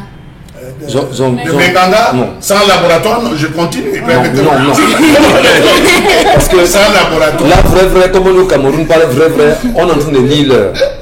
Là, ne lit même plus l'heure, vous avez dit, on va recruter dans tous les élèves. Non, on lit le chrono. Comme on a parlé ici. Ils n'ont rien pour faire la recherche et tout, ce sont tout qu'on va recruter pour mettre. Elle pourra faire les opérations d'achat et de commercialisation des substances minérales pour le compte de l'État, particulièrement l'or et le diamant, M. Michel Ngachou. Elle pourra même aller et mettre en garantie une partie du sous-sol et lever des fonds. L'argent. En fait, le Camerounais ne sont pas pour Écoutez, là, je suis sûr qu'il y en a qui mettent vraiment les organes le tout aussi. Et comme on est malheureux dit au Cameroun, on va lire l'heure. Si nous ne lisons pas l'heure, nous on va lire le chrono le tout aussi. Lever les fonds pour donner à garantie. C'est en mettant en garantie. Nous avons l'or. C'est incroyable. Prêtez-nous. Oui. On verra comment on va gérer. Mais déjà, nous pouvons placer cette en garantie. C'est la Société nationale des mines. Nous parlons au compte et au nom de l'État. Je peux me tromper. Prenons les messages des téléspectateurs. Prenons les messages des téléspectateurs qui eux aussi lisent leur... Qu'on remette ça au compte qu'on dissout littéralement la Sonamine et qu'on permette au président de région de gérer littéralement les géants. Au moment où le décret est été rendu public là, vous voyez le chef de l'État revenir sur ce décret.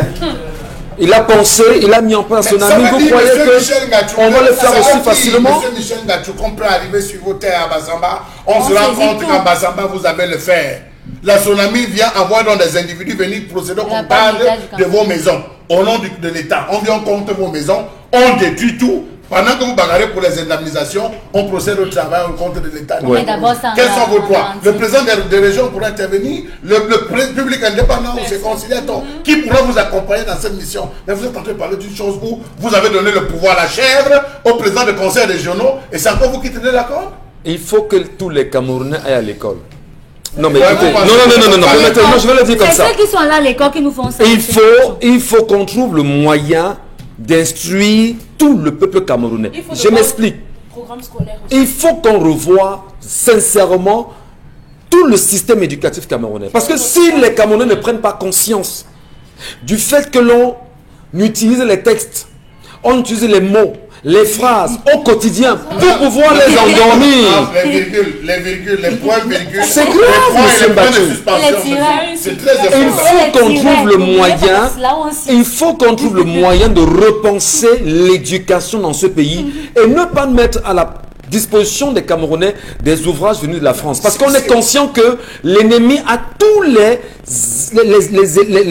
arguments, les outils, les livres pour pouvoir vous endormir. C'est trop grave quand même. Ce que vous dites ce matin, M. Bachou. Parmi les premiers à décrier qu'il y avait deux programmes. Un programme de système, du sous-système catholique. Ils avaient leur programme scolaire.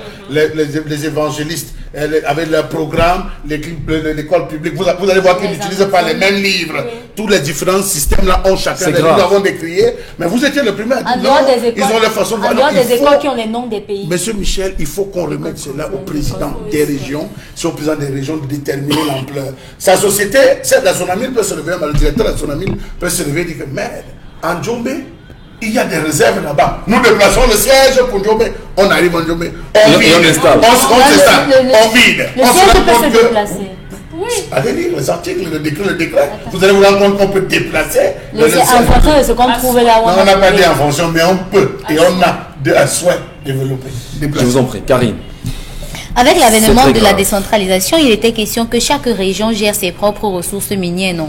Maintenant, il crée la Sonamine pour super centraliser l'exploitation minière alors que tout un ministère existe déjà et que ce dit ministère a déjà vendu le diamant et le cobalt aux Coréens et Américains. Une fois de plus, on crée des sociétés pour engloutir le budget et satisfaire les membres du rassemblement des petits copains plutôt que de s'occuper des réels problèmes des Camerounais. Ah oui, j'ai oublié. Ils nous ont dit que pour justifier le fait que les trois quarts du budget initialement prévu pour la décentralisation reste à Yaoundé, que les collectivités territoriales ne disposent pas d'assez de compétences pour gérer les projets majeurs de développement. Quand on sait alors que le RDPC a tout raflé au régional, qui n'est donc pas compétent. En tout cas, c'est le champ qui est important. Petite parenthèse. On nous fait savoir que la page Equinox TV sur Facebook est en train de se signaler. Et comme on aime à le dire, envoyez des cœurs. Envoyez des cœurs. C'est très grave. Nous vous écoutons, Karine. Ok. Son siège est au ministère des Mines. Ce sont des foutaises, vraiment. Cela fait pitié de parfois parler des mots de ce pays. Very bad. Voilà, on a déjà lu ce message. Je suis actuellement à Kolomine. À Kolomine, oui. Oui, dans l'arrondissement de Ngoura, le village où la Sonamine est censée exploiter. Actuellement, on ne sait pas ce qui se passe. Ils ont compté quelques maisons depuis un certain temps, mais depuis là, on attend.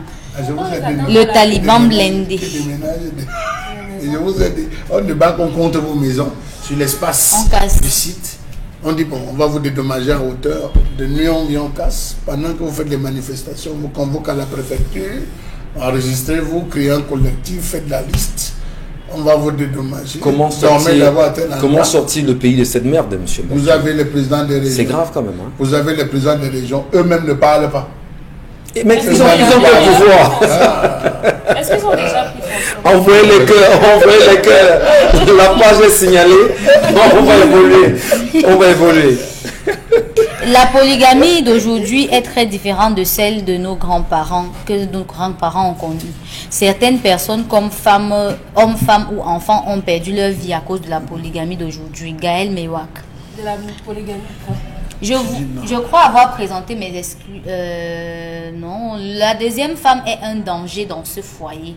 Elle est venue pour tout détruire. Vraiment qu'il reste calme et réalise ces choses tout seul et que sa maman fasse très attention à cette vipère. Et le détail, c'est que le problème s'est posé en 2018 et il n'était même pas au courant du contentieux entre sa mère et la coépouse et autres. C'est la veille du voyage que la coépouse va faire son cinéma devant leur mari, entre guillemets, et que le bon monsieur dit que okay, comme c'est comme ça, tu ne voyages pas. Que comme ton fils là a trop l'argent, là, qui rembourse donc. C'est un père ça. Monsieur, c'est normal. C'est même pas espèce. Ce n'est pas normal de gêner. Non, écoutons un peu de Dominique Aubé. C'est pas normal. Elle a un temps de parole, Charles Hamel. Dominique Aubé, allons-y, rapidement, avant de passer à la pause avec Constille. Allons-y rapidement. Non, vous prenez Constille d'abord. Non, allez-y, on vous écoute. Ok, donc je disais que ça c'est l'histoire d'aujourd'hui me conforte encore dans ma position selon laquelle la polygamie est une mauvaise chose lorsqu'on n'est pas capable de gérer de façon impartiale les humeurs et les hormones des femmes. Voilà un homme qui visiblement a pris parti depuis la tendre enfance de ses enfants en s'illustrant par sa démission à l'éducation de ces enfants-là. Heureusement que la première femme a une famille qui est restée présente et qui s'est assurée que ses enfants ne sombrent pas avec elle dans ce mariage. Et le jeune homme mentionne que c'est parce qu'il avait les problèmes avec leur mère qu'il a arrêté de payer l'école. Quels peuvent être les problèmes que vous avez avec une femme au point d'abandonner votre progéniture, ce qui vient de vous? Et on va vouloir nous dire qu'on ne juge pas ce que les parents ont fait, on ne juge pas ses parents, on ne fait pas ci. Mais chers parents, soyez des parents. Il ne faut pas simplement ces 5 minutes, mais ça a des conséquences et il faut être à même de les assumer. Merci. Si on n'est pas capable d'être un bon père, quelle est l'éducation qu'on va donner à ces enfants? On va évoluer, cher monsieur, dames, je vous en prie. Non, merci. on ne peut pas non, laisser ça passer. Non, oui, vous reviendrez, je vous en prie. Marquons une pause. Non, prenons Constille Lamine. Vous reviendrez. Je vous en prie.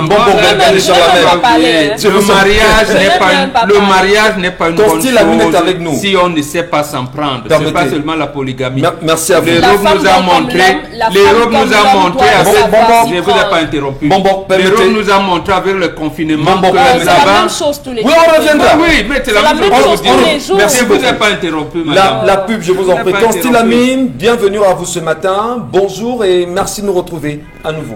À nouveau, bien entendu, Michel Gatchou. Bonjour à nos téléspectateurs et bonjour à tous les clients du magasin 1001 Tapis qui signe bel et bien son grand retour pour le compte de cette année 2021. Alors, je tiens déjà à rappeler à tous les téléspectateurs que vous aviez encore tout au long de ce mois de janvier des doubles réductions du côté, bien sûr, du magasin 1001 Tapis qui est situé en plein cœur de Douala. C'est en face le palais d'Ika, des doubles réductions. Par exemple, le prix qui s'affiche à l'écran est un prix de promotion, mais à l'occasion de la double réduction, vous aurez droit à un prix moins que celui-là. Je rappelle également que tous ceux qui vont faire les achats du côté du magasin 1001 Tapis pour le compte de ce mercredi recevront des gels désinfectants Gigi Pharma gratuitement. Oui, on vous donnera gratuitement les gels désinfectants pour tous les clients qui vont faire les achats ce mercredi du côté du magasin 1001 Tapis. Je rappelle également qu'il y a encore le nouveau stock des tensiomètres de très bonne qualité, question de prendre sa tension du côté bien sûr du magasin. Ces tensiomètres sont en vente à des prix vraiment dérisoires et quand vous achetez un tensiomètre, on vous donne gratuitement un fer à vapeur du côté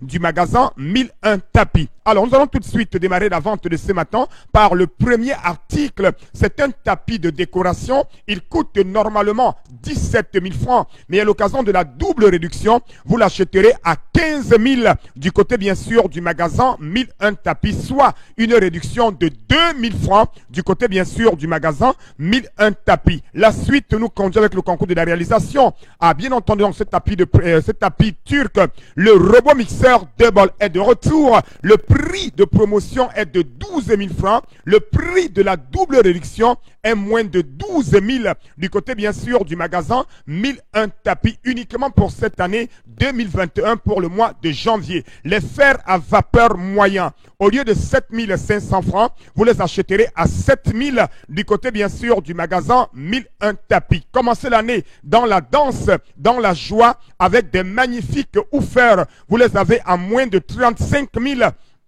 Du côté, bien sûr, du magasin 1001 tapis. Les régulateurs de tension numérique, vous les avez également à moins de 16 000 francs au magasin 1001 tapis. Un régulateur de tension neuf dans le carton. Les ordinateurs complets corps de Dio, au lieu de 45 000, vous les avez à moins de 45 000 francs. Du côté, bien sûr, du magasin 1001 tapis, c'est à Douala, au Cameroun. Les rallonges d'origine, les rallonges solides, les rallonges 6 sorties, vous les avez à 5 500 francs au lieu de 6 000 francs du côté bien sûr du magasin 1001 tapis. Une longue rallonge, elle est solide, elle est d'origine, vous l'avez à 5 500 francs. Ce grand robot mixeur, il a fait la fierté en 2020.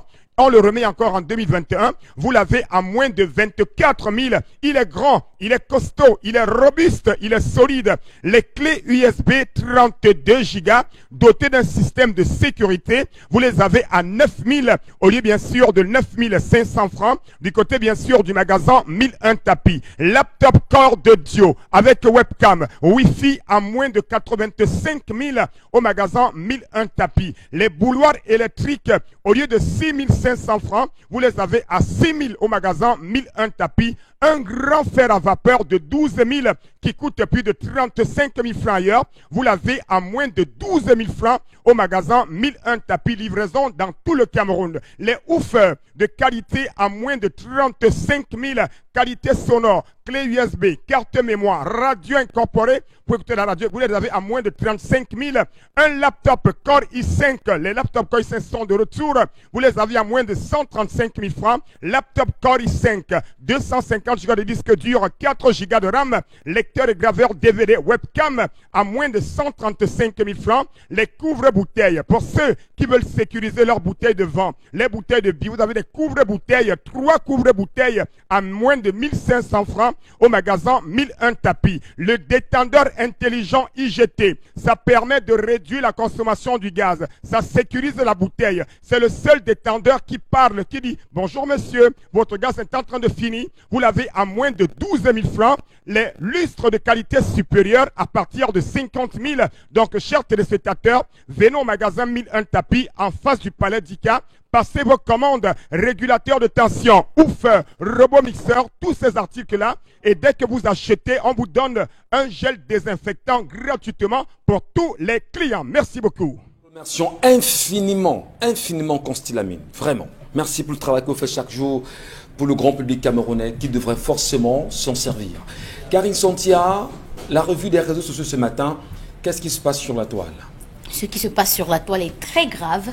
Des cas de violence sur les enfants. Depuis hier soir, depuis 20h sur Equinox Télévision, le cas du petit Joachim, âgé de 7 ans, au quartier Mboko Saint-Tropez, dans le 3e arrondissement de Douala, a subi des tortures de la part de son tuteur et les témoignages évoquent que ce dernier a l'habitude même des violences. Parfois, il est enchaîné et enfermé dans la maison. Il peut passer des fois 4 jours enfermé. Et les riverains ont dû user de beaucoup de force pour pouvoir faire en sorte que cet enfant-là puisse s'échapper. Mais là, vous voyez que les images sont vraiment effroyables. Ce sont des images dignes d'un film ou encore d'un film type non pas Vatican, vietnamien, où on mène des enquêtes et qu'on veut interroger quelqu'un et avoir toutes les informations. Et c'est comme ça qu'on torture ces derniers. Non, mais ça là, c'est des types camerounais. Pourquoi vous avez ce qu'on appelle GSO? Vous avez ce qu'on appelle Americano? on dit que le père est vigile. Non, mais il est au Cameroun, il a des méthodes camerounaises, peut-être parce que vous ne savez pas ce que c'est que la police politique dans ce pays. Lui aussi, les politiciens. Non, j'ai dit des méthodes camerounaises. Laissez le Vietnam. Le Vietnam a battu les Américains. Nous, on ne peut pas oser faire ça. Elle connaît le Vietnam, puisqu'elle n'a pas enquêté. Non, elle a beaucoup regardé les films, c'est normal. Donc, elle voit ce que... Moi, ils ont ça dans la télé, en fait. Priez Dieu que ça n'arrive pas. Quand on vous parle d'Americano, il faut savoir ce que c'est qu'Americano. C'est très compliqué là-bas. Pour ceux qui nous regardent, savent exactement ce que c'est que Americano. Voilà. Alors, depuis hier quand même, ça fait le tour la toile. Maintenant, il y a un autre cas. Un autre cas. Oui, il y a le cas de la petite fille âgée de 6 ans, Amakepe Orly particulièrement, qui a qui a été donnée à son papa, comme les familles séparées, le père et la maman, chacun vit de son côté. Et puis le papa a demandé à passer le 1er janvier avec sa fille. On lui donne la fille. Il revient avec la fille le 1er encore en matinée. La maman n'est pas là. Et puis quand elle revient, elle trouve que sa fille a un visage tout défiguré. Nous avons caché parce qu'elle est mineure. Elle a un visage tout défiguré et à l'enfant de dire que c'est papa qui a fait ça. Mais quand on appelle le monsieur pour lui dire qu'on va aller à la police avec et tout, il appelle ses frères pour venir kidnapper l'enfant. Encore heureusement que les voisins et la population étaient là pour récupérer l'enfant. Donc c'est une situation qui une fois les Camerounais ont agi. Voilà, il y a des cas de violence comme ça des parents sur les enfants qui commencent à être très graves. Alors, qu'est-ce qu'on fait justement? Est-ce qu'on doit interpeller les associations de défense des droits humains sur cette question? Est-ce qu'on a interpellé rapidement le ministère des Affaires sociales? Qu'est-ce qu'on fait pour pouvoir sortir de ces attitudes de brutalité que Dominique Audrey sur les enfants? Est-ce qu'on doit les interpeller, Michel Gachou? Elles doivent s'auto-saisir. Lorsqu'il y a une situation qui est autant relayée sur les réseaux sociaux, c'est passé hier au journal, qu'est-ce qu'elle a fait? Non, je vais préciser que la déléguée régionale du ministère des Affaires sociales du littoral a été saisie par rapport à cette affaire. Ah, elle a été saisie. Effectivement. Elle arrive, effectivement. On se rend compte qu'il y a eu une suite. Je ne sais pas la première affaire. Hein. Il y a eu une suite. On amène au commissariat. On ne sait pas quel stratagème. Le monsieur quitte la brigade, quitte le commissariat. Et elle, ne pouvant plus rien dire, ne comprend rien. Et c'est le chef de quartier, justement, et les populations qui prennent sur eux de dire mais on ne peut pas laisser cette histoire, ça a pris la toile, ils sont venus à Equinox justement se plaindre ici avec les images à l'appui et si voilà comment on en arrive où nous en sommes aujourd'hui. Donc ça l'a dépassé. Effectivement. Et vous pensez maintenant qu'on va l'interpeller pour qu'elle fasse quoi? Que sa hiérarchie fasse quoi? Qu'elle fasse son rapport qu'elle envoie à Yaoundé. Donc ça ne changera rien. Ça ne changera rien, puisque elle, sur le terrain, qu'est-ce qu'elle a fait? Je crois qu'en tant que déléguée départementale, déléguée régionale, ça veut dire qu'elle est le ministre ici dans la ville de Douala, du moins dans le littoral. À côté de ça, moi, j'ai vu hier l'image d'une petite fille qui a été... Je pense que c'est départemental ou régional? Mutilée. Régional. C'est régional, oui. Oui. On lui a enlevé tout. Toutes les parties génitales. Tout. Et on ne voit que la chair et elle est vivante. C'est Boko Haram, ça. Dans le nord. C'est Boko Haram, c'est les actions de Boko Haram. Non, il s'est tenu au Cameroun du 6 au 11 avril 1987 un forum international, la famille en Afrique noire. Les résolutions de ce colloque, les recommandations disaient clairement ce que les médecins ont commencé à dire depuis 5 ans. L'occidentalisation de notre système nous amène à la dérive. On l'avait fait ce constat pour la famille africaine en 87. Les médecins le disent ici pour le taux élevé du diabète, de l'hypertension et des AVC. Il dit, vous mangez à l'Occident, vous allez mourir. Vous avez signé votre acte de décès. Ça, c'est des sociologues africains réunis. Comme vous vous éduquez à l'Occident, justement, et c'est là à qui la faute? La faute aux gens qui pensent observer mais qui ne voient pas. Qui ont la les faute yeux. aux parents qui ont abandonné. La faute aux jeunes qui pensent donner des leçons, des choses qu'ils ne comprennent pas. Parce que si on a un parent qui a vécu avec certains préceptes, Laissez-moi certaines parler, bases, au départ, comment se fait-il que moi, un parent qui connaît comment on mange, comment on fait ceci dans l'Afrique, je réussis à laisser mon enfant aller manger comme à l'Occident? À la base, les personnes qui étaient censées nous transmettre les valeurs qu'on a perdu, entre guillemets, aujourd'hui, c'est de leur faute, on ne peut s'en prendre qu'à eux. Je suis un bon j'ai une certaine année, j'ai pas 80 ans. Ça veut dire que j'ai appris, j'ai observé, j'ai voulu prendre, j'ai voulu suivre. Voilà la leçon première. C'est ce que Bassel Bakobio dit dans son livre, Le Maître du Canton, lui aussi paru en 87, qu'on a transformé en Sangomalo. Justement, le problème qui se passe, c'est que les lois qui doivent régler ou alors réguler les rapports sociaux n'ont pas une inspiration africaine. Pour le cas du Cameroun précisément, c'est les lois françaises qui n'ont rien à voir avec ce qui se passe ici. Très bien. Vous avez dit tout à l'heure, le délégué, qu'est-ce qui se passe? Alors que la vie communautaire des Bantous, parce que là on a vous dire c'est ça les Bantous, c'est pas ça les Bantous. Ça c'est le comportement occidental. C'est pas un comportement Bantou où on préfère filmer, on laisse. On va se référer à la gendarmerie, à la police, au ministère des Affaires sociales. Voilà. Que veut la communauté? Que veut la communauté dans tout ça? Et c'est là où, la même année 87, quand Paul Biya sort son livre pour le libéralisme communautaire, on lui a dit, mes chers amis, vous êtes passé du libéralisme planifié au libéralisme communautaire. Quel est le projet?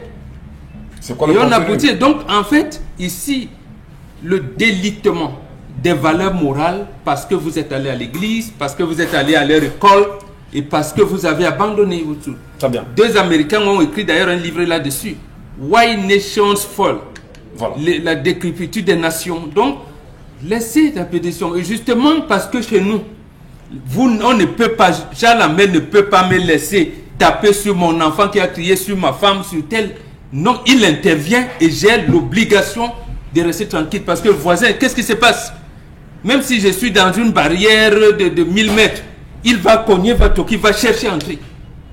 Voilà. Mais d'abord les chats de barrière. Donc ici, en réalité, c'est la décrépitude de ce que nous on a toujours dit. Revenons à nos traditions, faisons en sorte que les lois qui régissent les rapports, les institutions et tout reviennent en Afrique. Tout est pourri. Charles Hamel, sauver ces enfants, surtout ces enfants qui sont violentés aujourd'hui, on appelle certainement des associations, ils ont commencé à appeler 8 parentés responsables. Qu'est-ce qui peut expliquer qu'on arrive à ce niveau? Je prends là où Mbombok a chuté. Aujourd'hui, l'occidentalisation a travesti les Africains à devenir des chasseurs d'images. Tout on filme. Hey, voilà Charles Hamel qui est tombé de la moto. Et on ne l'aide pas à se relever. Direct sur Facebook. Je me trouve en ce moment au Carrefour Bobby Bonacoma. Hey, c'est ça, c'est Charles Hamel. Et à côté des chasseurs d'images et de scoop, il y a des relayeurs d'infos. Tam-tam, groupe WhatsApp, tam-tam, c'est grave. Je me trouve à tel. Voilà ce qu'on vit. Monsieur Michel Ngatsou, j'ai été scandalisé quand j'ai vu cette vidéo et que je me rends compte que c'est le voisin ou la voisine, parce que je ne vois pas l'identité de la personne, qui filme sans entendre un cri. Laisse l'enfant là, laisse-la. Je n'ai pas entendu un cri. Monsieur Michel Ngatsou, dans la tradition africaine, on dit, si tu trouves que l'enfant de ton frère est en train de poser une exaction, attrape-le, corrige-le comme si tu étais son propre père et laisse-le aller accuser, se justifier devant ses parents. Tu surprends la femme de ton frère en plein acte d'adultère, corrige-la comme si c'était toi son mari, elle ira dire à son mari là où elle a reçu. C'est une façon de dire que l'éducation de l'enfant, la société, elle est collective. Mon enfant n'est pas mon enfant à moi seul. Dès qu'il sort de la maison, vous êtes sur ce plateau. Est-ce que vos enfants sont où? C'est vous qui vous occupez. Si à n'importe quel cas, c'est d'abord les voisins, les passants qui vont s'occuper de l'enfant avant qu'on ne vous appelle. Alors, monsieur Michel, je suis content que ce soit le chef de ce quartier qui soit venu vous voir. Je le salue ici, là, avec le chapeau très bas. Je baisse mon chapeau pour le saluer en lui disant bravo aux populations qui ont su tenir leur chef. Ce n'est pas aux populations de porter plainte, c'est au chef de quartier de rédiger une plainte. Ce qu'il a fait, hein. Permettez, monsieur, ce qu'il a fait. C'est au chef de quartier. Mais le commandant de brigade, justement, a relâché ce monsieur. La police a relâché ce monsieur. Le chef de quartier doit continuer. C'est pour ça qu'on vous dit que vous êtes occidentalisé et vous allez vous tuer comme ça. Mais vous allez mourir. Comment le chef de quartier se rend compte qu'un enfant est torturé dans une famille, interpelle le chef de famille plus d'une fois, amène ce dernier justement devant les autorités, on va dire policières, et que ces mêmes autorités policières ne mènent aucune enquête et là, et libèrent ce monsieur comme ça. Il ne libère pas les bandits ici tout le temps. C'est dit donc qu'il y a une décrépitude de la société. Non, c'est ça. Donc on vous dit que non, il est fichier S, il est fichier -S. Voilà ce qu'on vous a appris. Monsieur Michel. Alors que beaucoup d'entre nous ont été élevés beaucoup plus par les aînés du quartier, du village. Le chef de quartier peut décider de l'adresser au supérieur hiérarchique de ce commandant de brigade, qui est le procureur. en disant que voici telle situation qui nous amène à voir que nous ne pouvons plus travailler en collaboration avec. Qu'est-ce qu'on fait de lenteur administrative? Monsieur Michel, non, je pose une question. On veut essayer de rentrer dans votre mécanisme. Voilà. On veut rentrer dans votre mécanisme. Et vous dites que non, notre mécanisme même est grippé. Mais attendez, revenez alors au banquisme, vous allez dire vous n'évoluez pas. Il faut quoi, les abeilles? Qu'est-ce qu'ils ont fait donc? Attention, merci. Mais les situations comme ça, merci, quand les voisins ne réagissent pas, ils sont autant coupables que les... Consti Lamine est avec nous encore. Puisque le chef est au courant. Consti Lamine est avec nous, je vous en prie. Il revient avec les languettes cette fois-ci. Et on reste sur Equinox Télévision, madame, monsieur.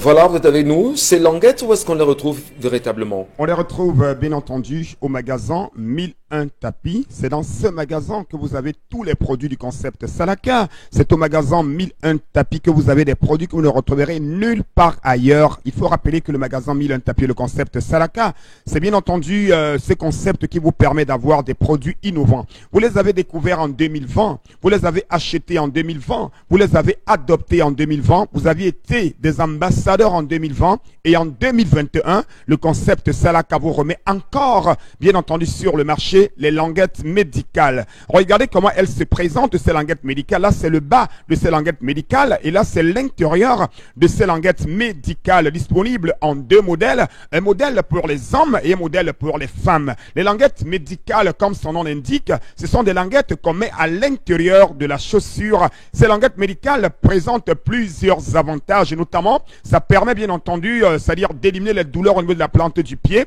Les languettes médicales permettent également de redresser la plante du pied. Et il faut rappeler que les douleurs de la plante du pied causent parfois plusieurs douleurs sur le corps, notamment au niveau des cuisses, au niveau des hanches, au niveau du tibia. Donc aujourd'hui, pour éviter ces douleurs, je conseille à tout un chacun d'avoir les languettes médicales.